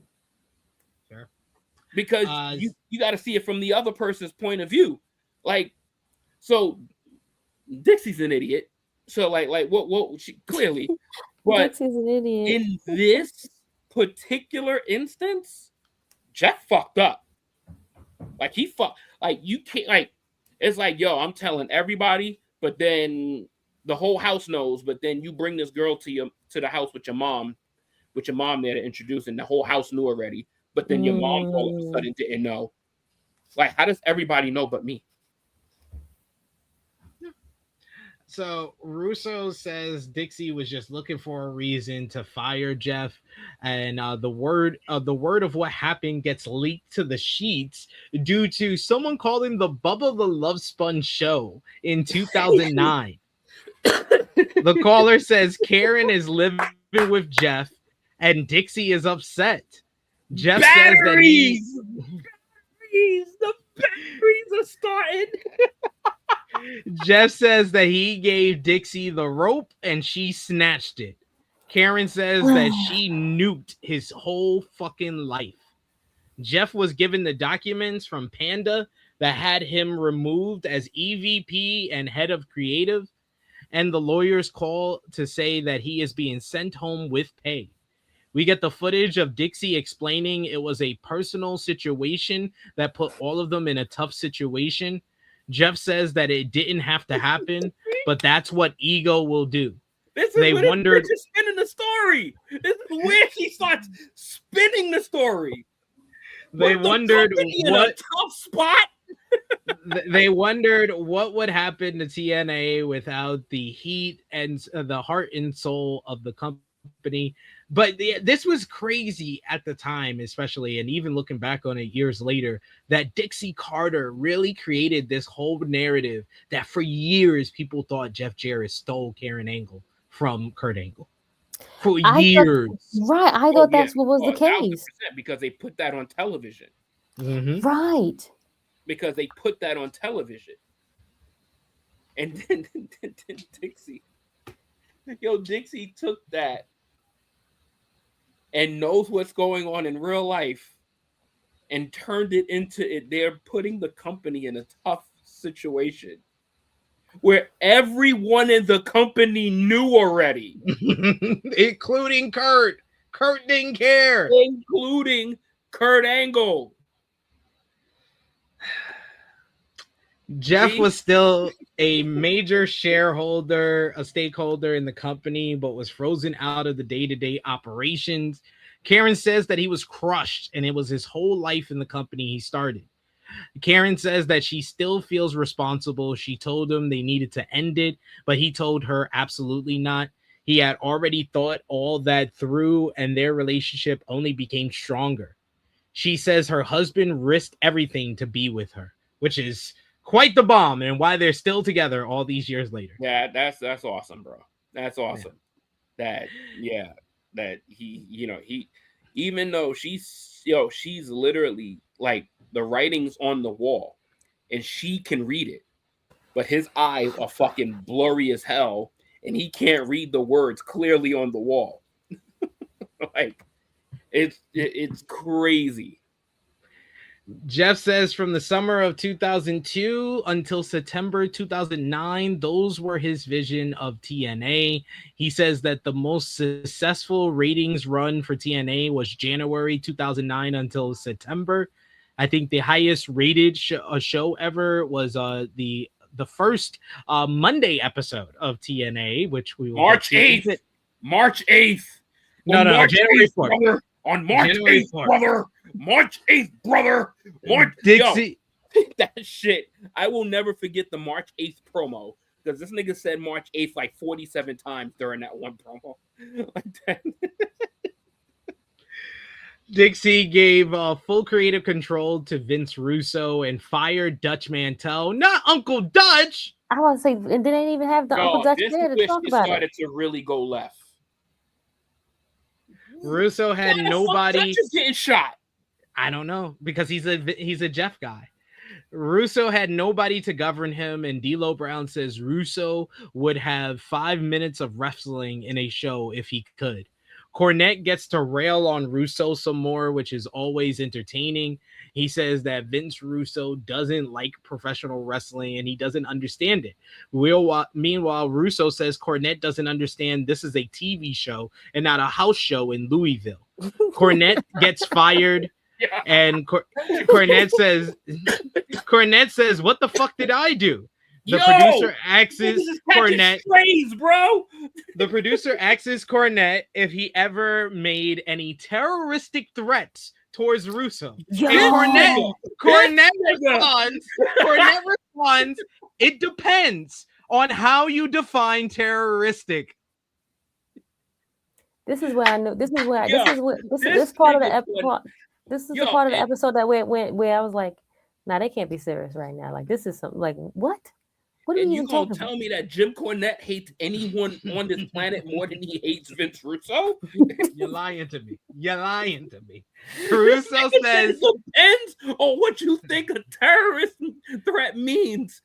No, but then Russo says that the letter had, if I could kill Vince Russo and get away with it, I would. These white people are messy. But first of all, why would you even report that to the FBI? Did you really believe that he would have done that to you? Russo is scared. Like, you really reported this to the FBI, son? Scared, bro. You made him be a terrorist? Not Krssi, bro. Bro, he gonna put in a. Why you putting that in a letter?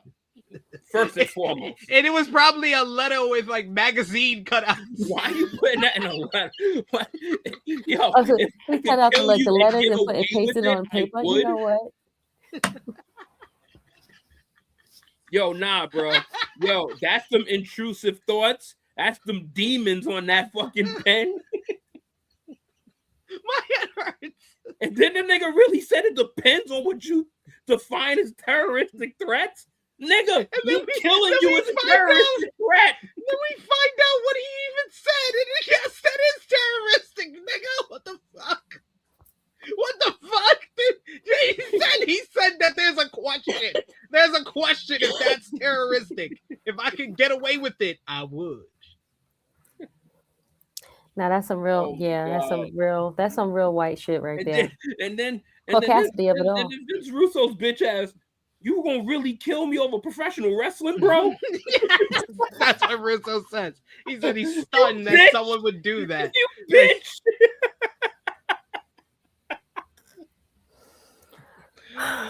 Oh, this is great. This is great. We just need an episode of them just going back and forth. That's what we really need. Jeff says that he got a call that Dixie wanted him to go to Tampa to meet with Hulk Hogan. He thinks that she needed Jeff because she didn't have the confidence.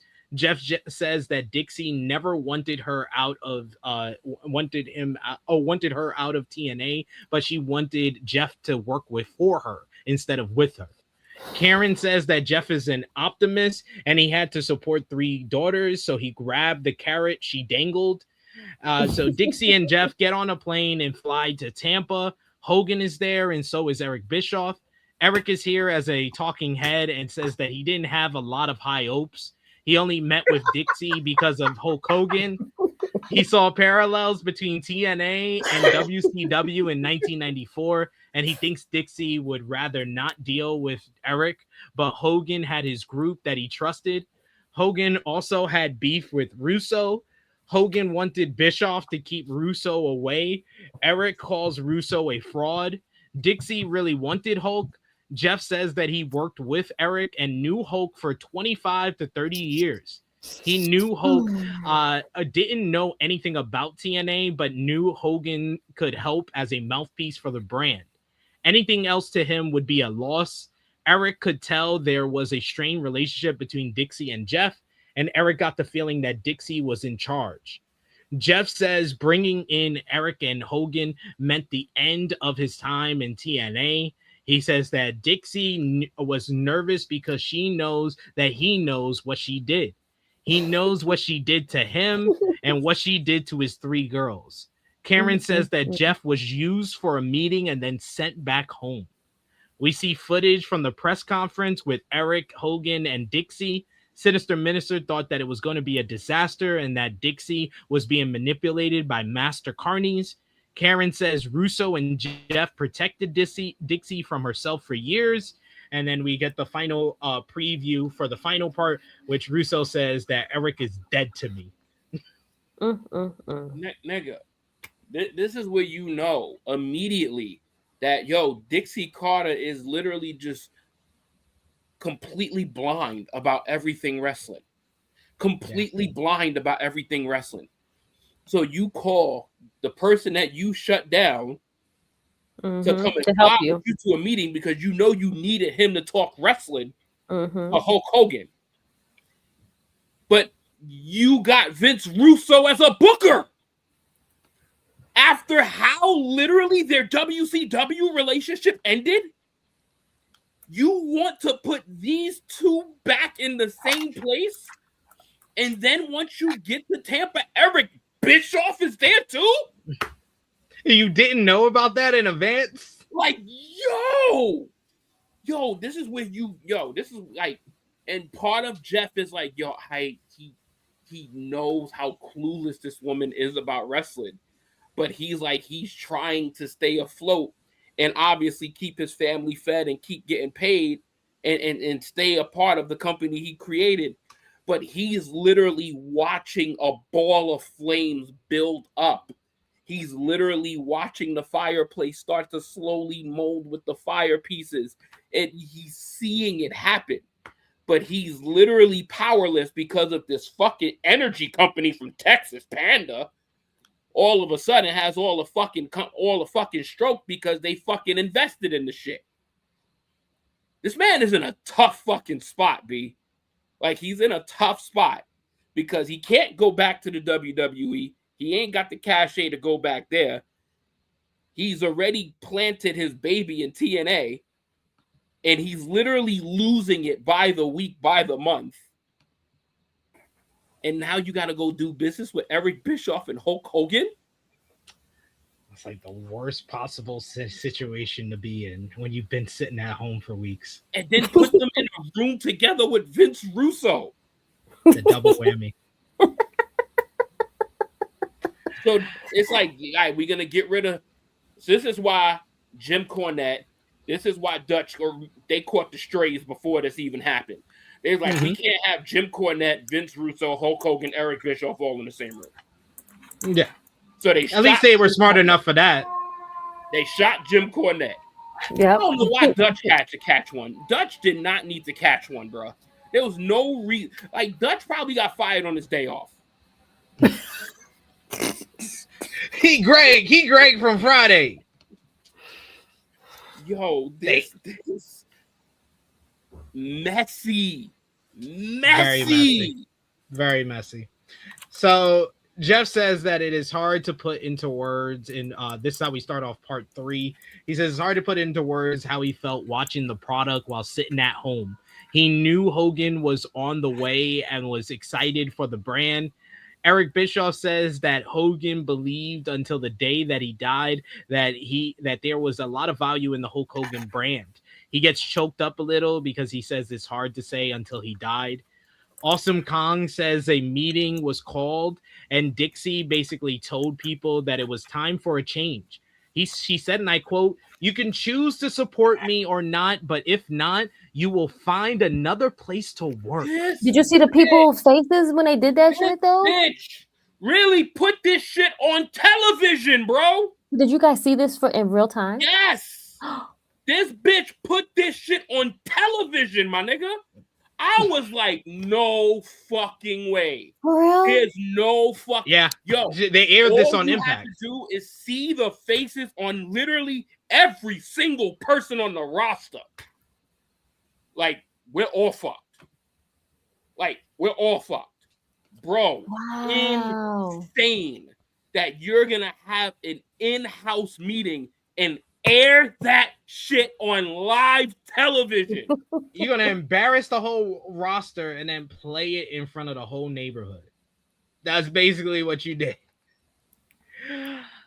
Wild. Awesome Khan says that meeting had people very uncomfortable. They have the footage of the meeting and they did air it. So you get them saying that it was all her ego for her, says Jeff Jarrett. Jeff says that he got a call from Panda that they wanted him back to work, and that rocked his world. He asked what they had in mind, and he was brought back for the live events and international events, and his strategy was to let things play out. We had Hogan and Bischoff working with Russo, and we got back to Bash at the Beach 2000. Russo says that he was told by Dixie that Eric is only involved in the Hulk Hogan creative. Eric notes that Hogan didn't want to work anywhere near Russo, so Eric tells us that he and Russo cleared the air and shook hands on the idea to make it work. Russo says that Eric's game was to get control of the company. Eric says that it evolved into his leading creative because he was a strong personality. Jeff Jarrett says that Hogan was coming in as a brand ambassador at first, but he was in total control and revamped the roster. They go over all of Hogan's friends that came into the company. We see the Band and the Outsiders. We see the Nasty Boys. Matt Hardy says that they So weren't all these going guys to... came back. Sorry, all these people came back under Bischoff and Hogan's regime. As soon as they debuted, they all came in on that first January 4th show that went against Raw.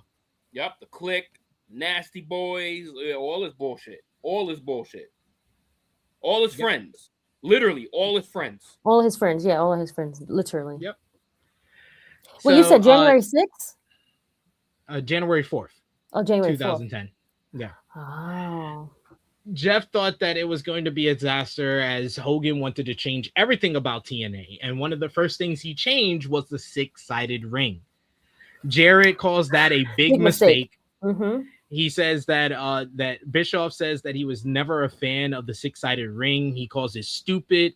And he says that the fact that the 4-sided ring was safer to bump in was an added bonus. Eric says that if you are going to have a 6-sided ring, use it and have something that uses the extra sides, or otherwise it has no purpose. Motherfucker, they did that for years, you idiot. Cap, 6 sides of steel, the Ultimate X, you nincompoop. What the fuck are you talking about? But Eric went into that meeting saying he didn't know anything about TNA. So him saying all of this shit literally correlates with what he says. He didn't know shit about TNA. Exactly. Russo goes on. They said Hulk was busy on January 6th. That was great. It was a great comment. Great comment, Louis. He was busy on January 6th. That's why I thought you said January 6th. I was like, oh, same day as the other January 6th stuff. But okay, sorry. Russo goes on a rant about why he had problems and issues. Hogan was doing what he does best, what was best for Hulk and not TNA. He calls it bullshit and says that he worked for TNA and Hogan worked for Hogan. The next decision was to take TNA head-to-head with WWE. D'Lo Brown says that was the dumbest thing to do. WWE spent more on pyro than they did on production. Russo says that they did not have the money to compete with them. Jarrett says that people asked him how long this was going to happen, and he told them he was powerless. He then says that Hogan took them from making money to a financial death spiral in less than 12 months. January 4th, 2010, they go head-to-head with Raw for the first time. TNA draws its biggest audience ever. Eric knew that it wasn't going to work long-term, but they got what they wanted. Russo knew it would not work. Matt Hardy says that one looked major league and the other looked minor league. D'Lo says we were flying by the asses of a rhino. Jeff thinks Hogan was there to move pieces around to get his next raise. Jarrett that was then asked to take a step back from the ring. He does his best Russo impression as he tells Jeff, they needed this story, bro. He pitched the angle of Jeff and Karen working a storyline with Kurt. The idea was that Jeff took Karen from Kurt. Dixie signed off on it, and Eric says that he knew there was a lot of stress between Dixie and Jeff. It seems Eric wasn't in favor of the storyline as Russo was. Jeff laughed as he had to be the bad guy, and it made Karen into an evil bitch. Karen says that it was easy to be the fans to hate them, to get the fans to hate them and cheer Kurt. Awesome Kong saw two men put their differences aside and work for the betterment of TNA. D'Lo calls it the most productive story TNA has ever done. And Karen says that people thought it was real. And Jeff says that he still gets comments online about it. He and Kurt have co-parented their kids since 2010. And Karen says that if Jeff had stolen her, Kurt would have never gone through with that story. That's true. I mean, that's correct. That's true. Jeff says that it was a power play by Dixie to make sure she stayed in power. And then we go to the darkest day in TNA history. Victory Road 2010. 2011, you're right. It was Jeff Hardy says that it was a really tough time in his personal life. Eric says everyone knew Jeff was involved in drugs. D'Lo Brown was the agent on his matchup with Sting, and he could tell in seconds that Jeff was not in the right mindset. Matt says that he was excited for Jeff as he was wrestling someone like Sting that he grew up watching, and he was told that Jeff was not in a good state, and Matt's heart sank. Eric and D'Lo agreed to let Jeff go to the ring and hope that he could walk it off. Why? I know Krssi gotta go soon, so you're gonna have to get your piece out because I'm gonna have a lot to say about this one. Holy shit. Dixie didn't know what to do, and everyone was looking at everyone else as Jeff is doing weird stuff in the ring. Jarrett says Jeff seemed okay earlier in the day. Russo then called and told him to get over there now. Eric heads to the ring and tells Jeff to turn around and get out of the ring. Jeff was just so gone, it didn't even register. Jeff says that it was a blur, but he remembers Eric yelling at him. Eric went to Sting and told him to hit his finish and get it done. Jeff admits that it was careless, and you can see that he is still embarrassed about it. Jarrett says that he was 15 seconds into the replay and was angry as he wondered how they let him walk through the curtain. Jarrett knew he could only make things worse, so he left. D'Lo admits that there were a million right choices and one wrong one, and they made the wrong one. Jarrett says that at the time he didn't understand how Jeff got to that point, but he knows about addiction now. Jeff Hardy says that the drug addict Jeff Hardy died that night, and it was his wake-up call. Matt says Jeff stopped taking pills that night, and Jarrett hated that it happened during Dixie's watch, but says ultimately she was responsible. Mm-hmm. Mm-hmm. Dixie was responsible though. They're not going to just do this. No. It was under her watch. I mean, it seemed like everybody was willing to take responsibility and accountability for this situation, except for Eric Bischoff. Eric Bischoff was like, this seemed okay. I told him to get out the ring. This ain't Dixie's fault. That's what I'm saying. It's yeah, Krssi. This is Bischoff's fault. Tell me to take accountability without taking accountability. That nigga right there. Put his face is all there. Because you were in charge, sir. But at least the other guys that were back there, D'Lo, I forgot the other gentleman's name. They all said, we fucked up. We seen how he was from the moment that he got there. They should have canceled it from the get. Once you seen him from earlier in the hours, you thought he could just walk it off. No. That person was more than fucked up. Like, he was fucked up. Like 3 times fucked over. And the fact that you guys still let him do that. I'm sure Sting was embarrassed. I'm sure everybody was embarrassed. They probably would have fucking killed him. I think if they could have, if they probably already didn't. But it's just so many. But the number one person is Bischoff and Hogan. Yeah. Those 2 guys got to take responsibility for this, but he doesn't want to. He's like, I just want to get out the ring. He would never do that. And Nate. So he says, how you angry, Jeff, when you said the boy looked fine? He said earlier in the day, and Jeff Hardy has gone on record and said he got loaded during the day. So he was fine at the start of the day when Jeff saw him, but he was all the way gone when Eric Bischoff saw him right before he went through the fucking curtain. Jeff Jarrett is so far down the list of people to blame, and Eric Bischoff is so far up there because he was the last person to see him. Jeff Jarrett is probably like 10 on the list, where you have Bischoff at the top, very, very, very top. You got D'Lo maybe at like number 4. You got those people, but at least they are acknowledging that they did something wrong. Bischoff till this day still says no. Yep. They showed the footage of him like stumbling across. Then you see him come out the ring. When you seen him first walk through the car, he's probably like, nah, let's do something. You could have caught an audible. I don't know. Like, you could have literally done anything. Right. Please go, JJ, so I can hear you before I leave. Yes. This is every single person that was in Gorilla's fault. Mm-hmm. Every single person. because if you had Eric Bischoff, you had D'Lo Brown, you had whoever was back there, everything. There's a group of people that you pass before you enter the ring. They saw what he looked like. And the fact that even one of them said, oh, maybe he could walk it off. Immediately, that's your fault. That's your fault. It's like if I am a train conductor and my fucking boss watches me and I'm looking inebriated and I'm fucking drunk as hell, that man is not letting me ride. He's not letting me drive that train. Not letting me drive that train. And as you see him walking, so he not only passes y'all, he gets through the curtain. He looks the exact same. Yo, somebody, anybody, whoever the fuck is available, Eric Young, somebody, go attack him and throw him through a table. Like anything could have happened.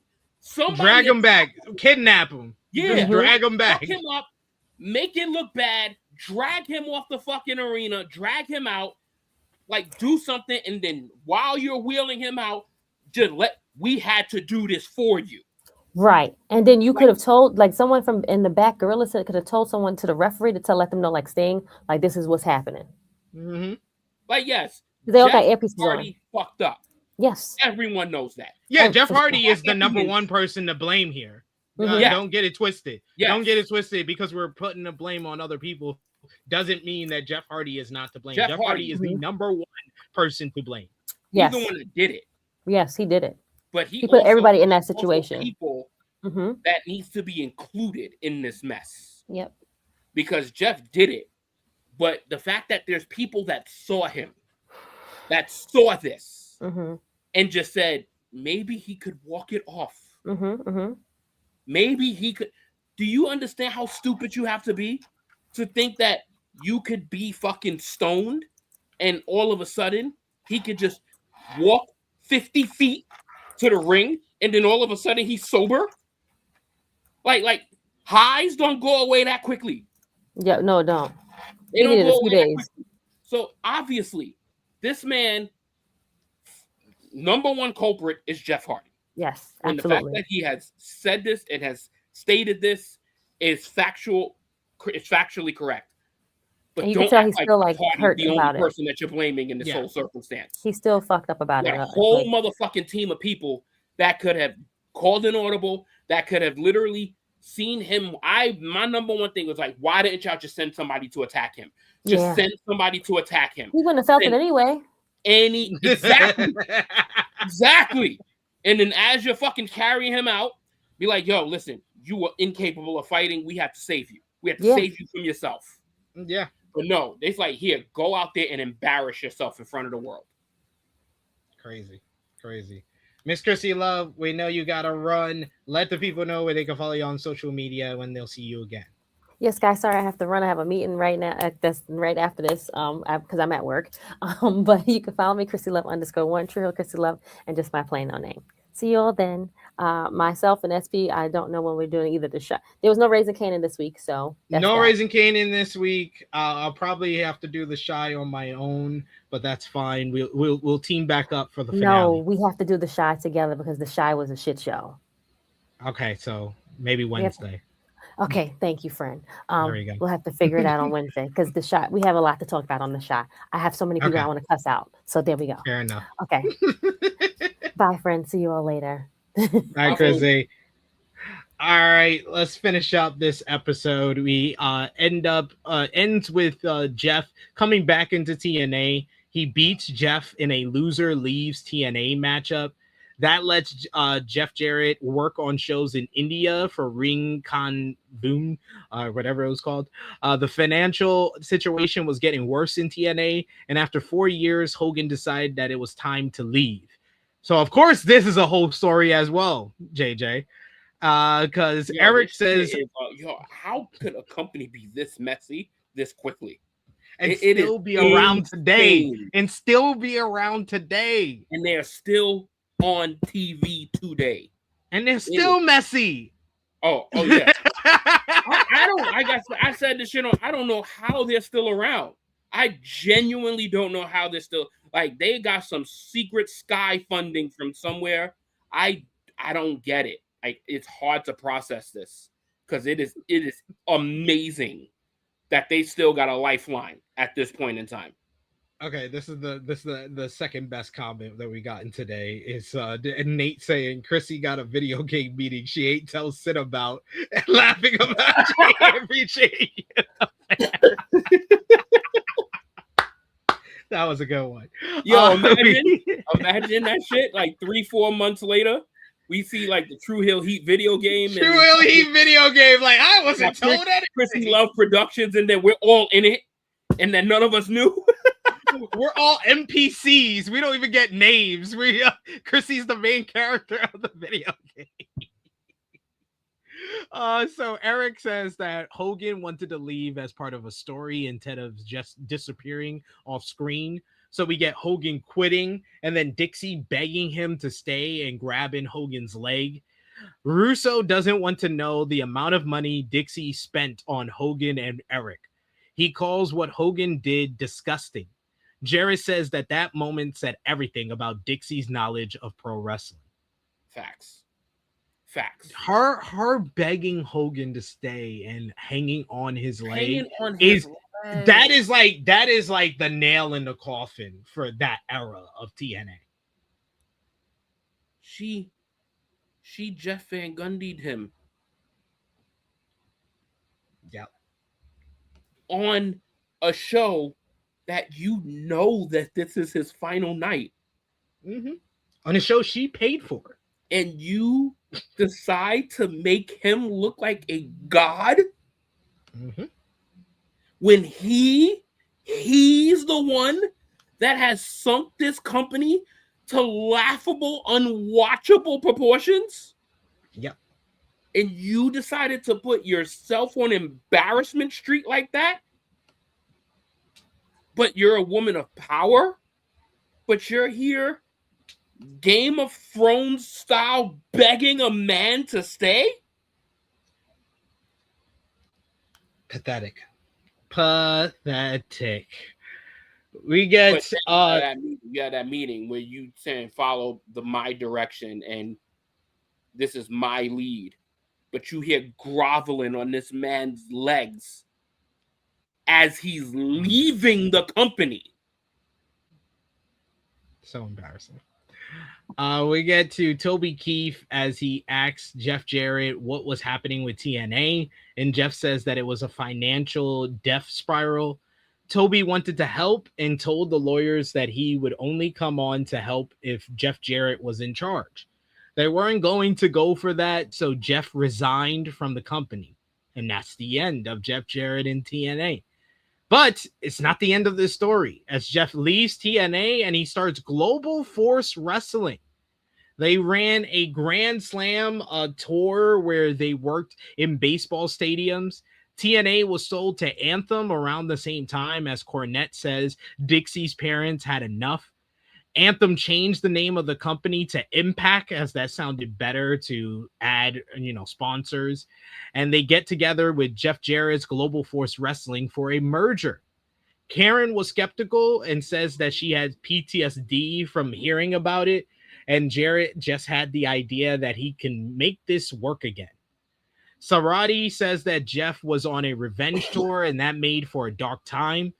Jeff says that he knew he was struggling, and the realities became clear in less than 2 months. He was there and there was no money and he was fed up of the bullshit. Karen says that Jeff was battling substance issues, but she justified the drinking as he was trying to support her and the kids. Sarati says the drinking made them all sad. Damore doesn't pass judgment because he comes from a family of addicts. Jeff admits that he broke his rule of not drinking until his match was over and he was out of the public eye. He was at a pool party and saw his beer gut and switched from beer to vodka because he didn't want to be a beer gut guy. Great choice. Great choice, by the way. Just go from one alcohol to a much stronger alcohol. Much great choice. Good choice. It's not that the substance, not the drinking was killing him. Is that it was making him fat. That was yeah. Cannot accept that. It's a serious problem, y'all. It's a serious issue, man. Because you never look at yourself if you go through some shit like that. That shit is real.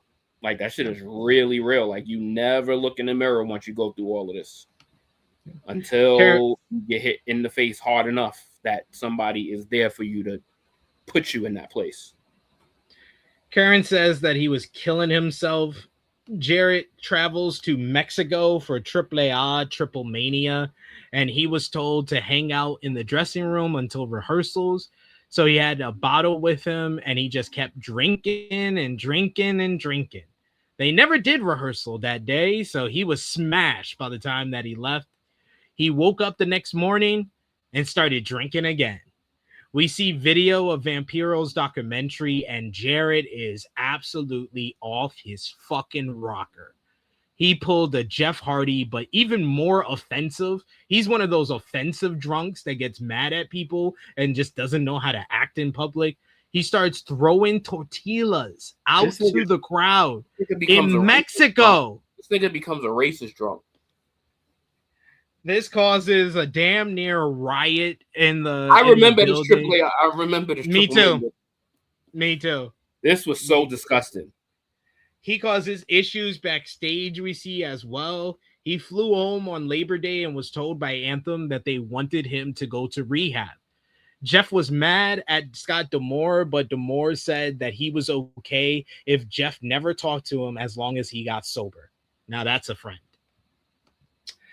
Jarrett went to outpatient for 4 hours a day for 6 weeks. He sat in the front row and he took the best notes. He played the part of someone wanting to get out. Jeff started drinking on the plane to Calgary just a week after he got out of rehab. Then he on the plane back home, he continued drinking. Once he got home, Hardy talks about rock bottom and wondering how you were going to come back from this. Karen says that she had to call 911 on 2 separate occasions as she thought he was dying. Karen then confronted him and asked what he wanted to do. Jarrett says that it was God speaking through him. He says, I am going for treatment. She called the WWE Wellness Department and they got Jeff to a place in Tampa.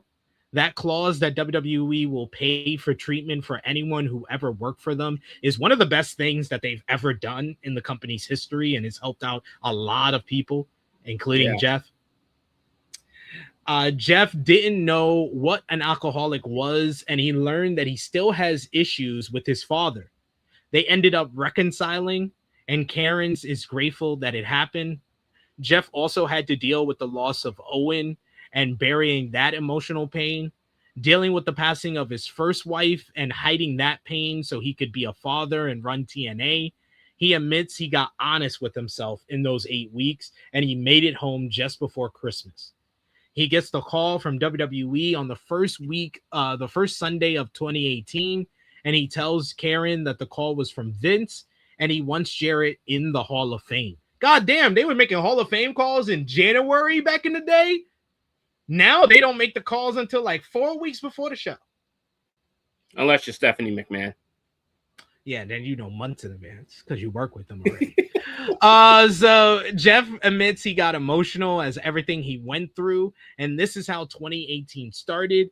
We see highlights from his Hall of Fame speech, and Jeff says, without valleys, it is impossible to have mountaintops. Jeff says that he works for AEW now, and it is founded by a guy who is passionate about pro wrestling as much as he is. Tony says that he loves having Jeff in the office.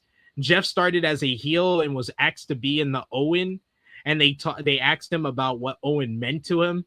We see Jeff breaking down, talking about Owen, and it turned him into a babyface that night in Chicago. He calls it a full circle moment, and he starts crying again. Tony Khan says that Jeff is in a great place, and he puts over his great ideas. They talk about Jeff working with the young talent and turning them into stars. Jeff says that he is more passionate and engaged with pro wrestling than he has ever been. The talking heads put over how great Jeff is and how he has changed the business. Russo says that if Jeff had never lost control of TNA, only God knows where they would be right now. They would never getting bigger, and AEW would have surpassed them, though. So they are in a good place from where they could have been, because they discuss how TNA is still alive and kicking, Bischoff is happy TNA is still around and says that is a credit to Jeff and Jerry, even if the company is completely different from when they started.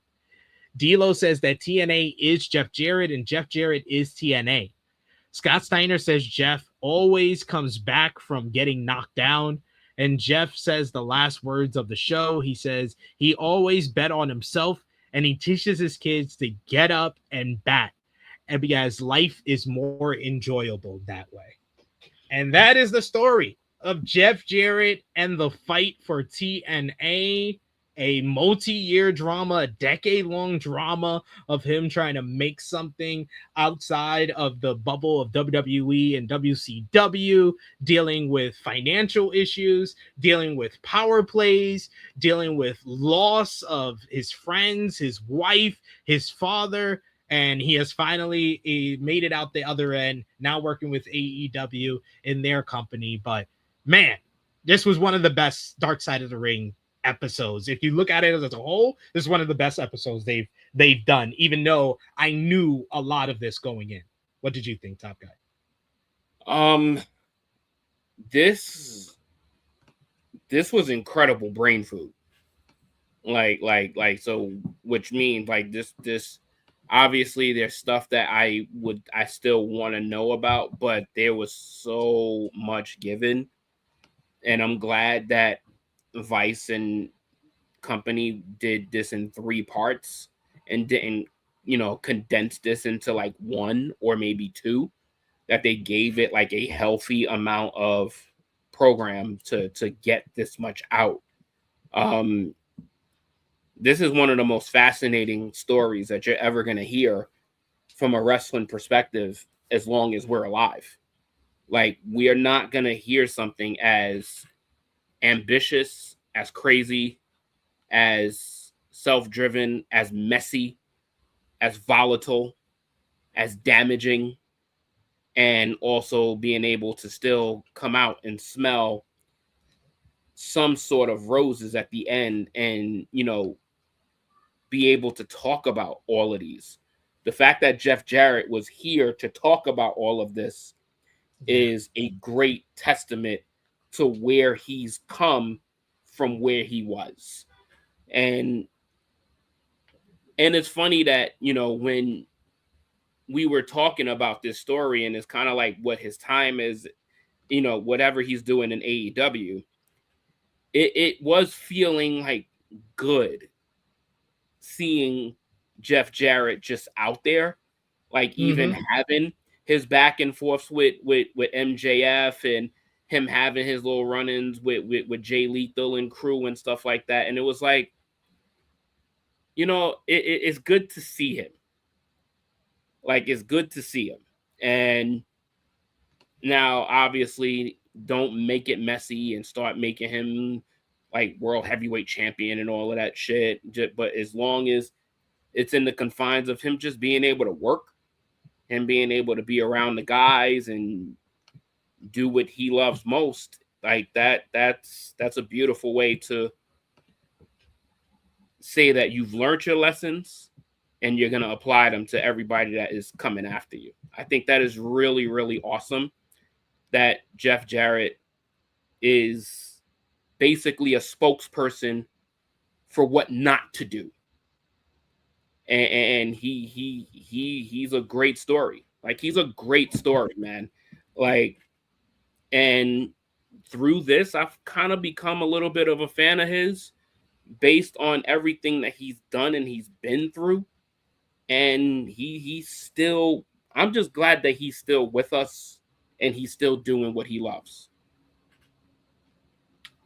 I agree with that. I definitely got a big boost in my respect for Jeff Jarrett and everything he's been through, because he has had to persevere at so many different points in his wrestling career from the very beginning, where he was when he became a referee and was told he couldn't be a wrestler, and then he became a wrestler. And then in WWE, he was kind of put into a mid-card position. He would go to WCW, put in a mid-card position, go back to WWE, become the pissed off guy, become an Intercontinental Champion again and again and again, and then go to WCW, finally break out into the main event picture. Then that company goes out. He gets fired on air for WWE after holding up Vince from money during his last run.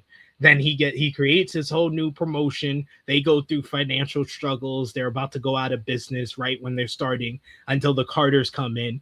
Then the company gets taken away from him. He still has to deal with that. He has to deal with the death of Owen. He has to deal with the death of his wife. He comes back. He forms a relationship that helps him get over all those different things that he's been through with Karen. And then he gets accused of stealing it away from the top star in the company, gets exited and exiled from his own promotion, gets used to bring in one of his enemies or two of his enemies from WCW, and they come in and ruin all the momentum for TNA. He has to leave TNA, come back again with Global Force Wrestling. Then that goes to shit because of his battles with addiction. He gets over the addiction, goes into the WWE Hall of Fame, gets a job in WWE. That doesn't work out. He leaves there, goes to the independent scene, then comes to AEW. And this is one of his longest times he's been with a company in a very long time. He's been with AEW now for about 4 years, like nearly 4 years. So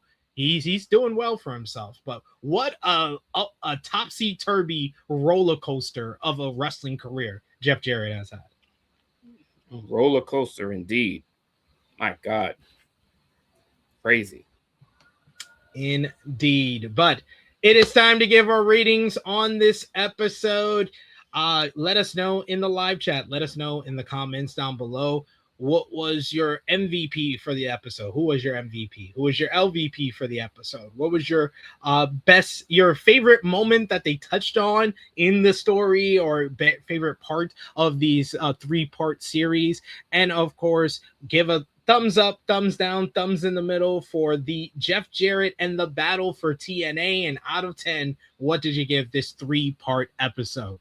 But for me and Top Guy JJ, for episodes 1, 2, and 3 of season 7 of Dark Side of the Ring, Jeff Jarrett and the battle for TNA, in 3, 2, 1, thumbs up across the board from both of us. Out of 10, because of the stuff that wasn't said, or like the people that they didn't bring up, whether it was talking about TNA, whether it was talking about Jeff's career, some of the stuff that they left out of Jeff's career, not really talking about that, I have to take some points off, but not much. So I would give it an 8.5 out of 10. What about you, JJ?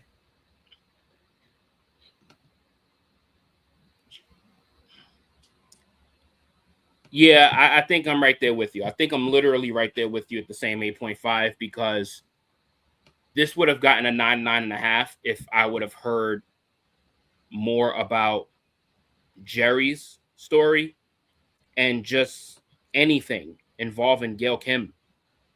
Like there's people that were very important to this place during this whole upbringing and downfall of this company, and the sole focus was on like certain people.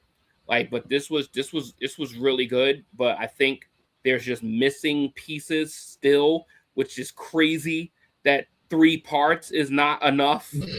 It's fucking insane. But this was damn good. This was excellent. This was very eye-opening and very wow. I don't know if I'm ever gonna see a story like this alive, because once we hear the dark stories about the WWE, we might be long gone. Because that, for that generation, man, y'all guys are gonna have a fucking ball. But when that time comes, but we got the TNA side, we got to see WCW's mess, but this TNA one in such a short span was so messy. But there was such a high ambition for it, so got to give it a lot of credit for that. But yeah, 8.5. I would even consider 8 3/4, but I think the 8.5 just because of the missing stuff, but a lot of great stuff in here. MVP for the episode, I got to give it to Jeff Jarrett. He just came off so well in this episode, especially his talking head portion. He has a very measured and very clear look on his history and his career and where he stands with what his legacy is to the wrestling industry. So I thought he came off great in this whole 3-part series. Top guy JJ? Yeah, it's definitely Jeff Jarrett.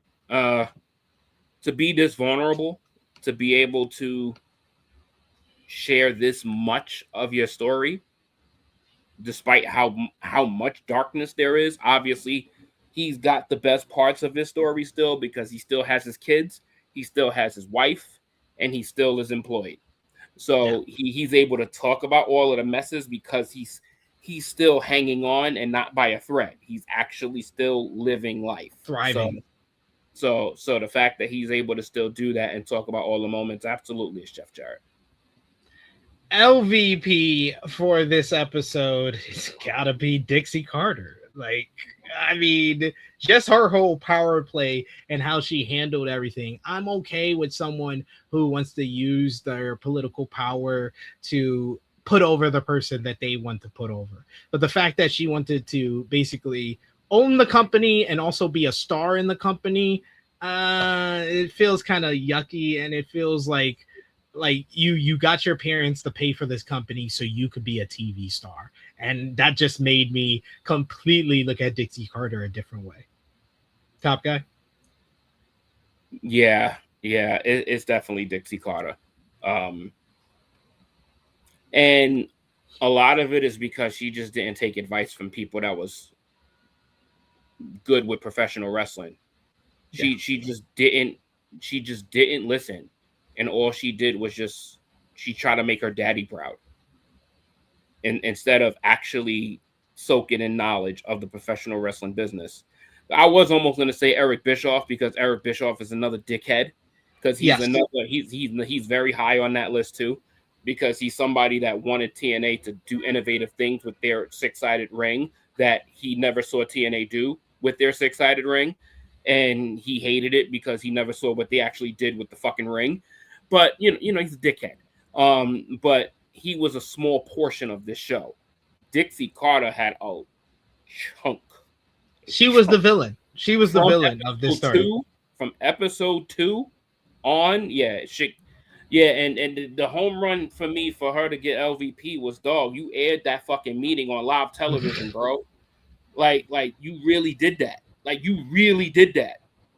You was feeling yourself. You was like, I'm going to play the whole roster. And then I'm going to show the world I'm in charge. And then the feather on the cap is groveling on Hulk's leg.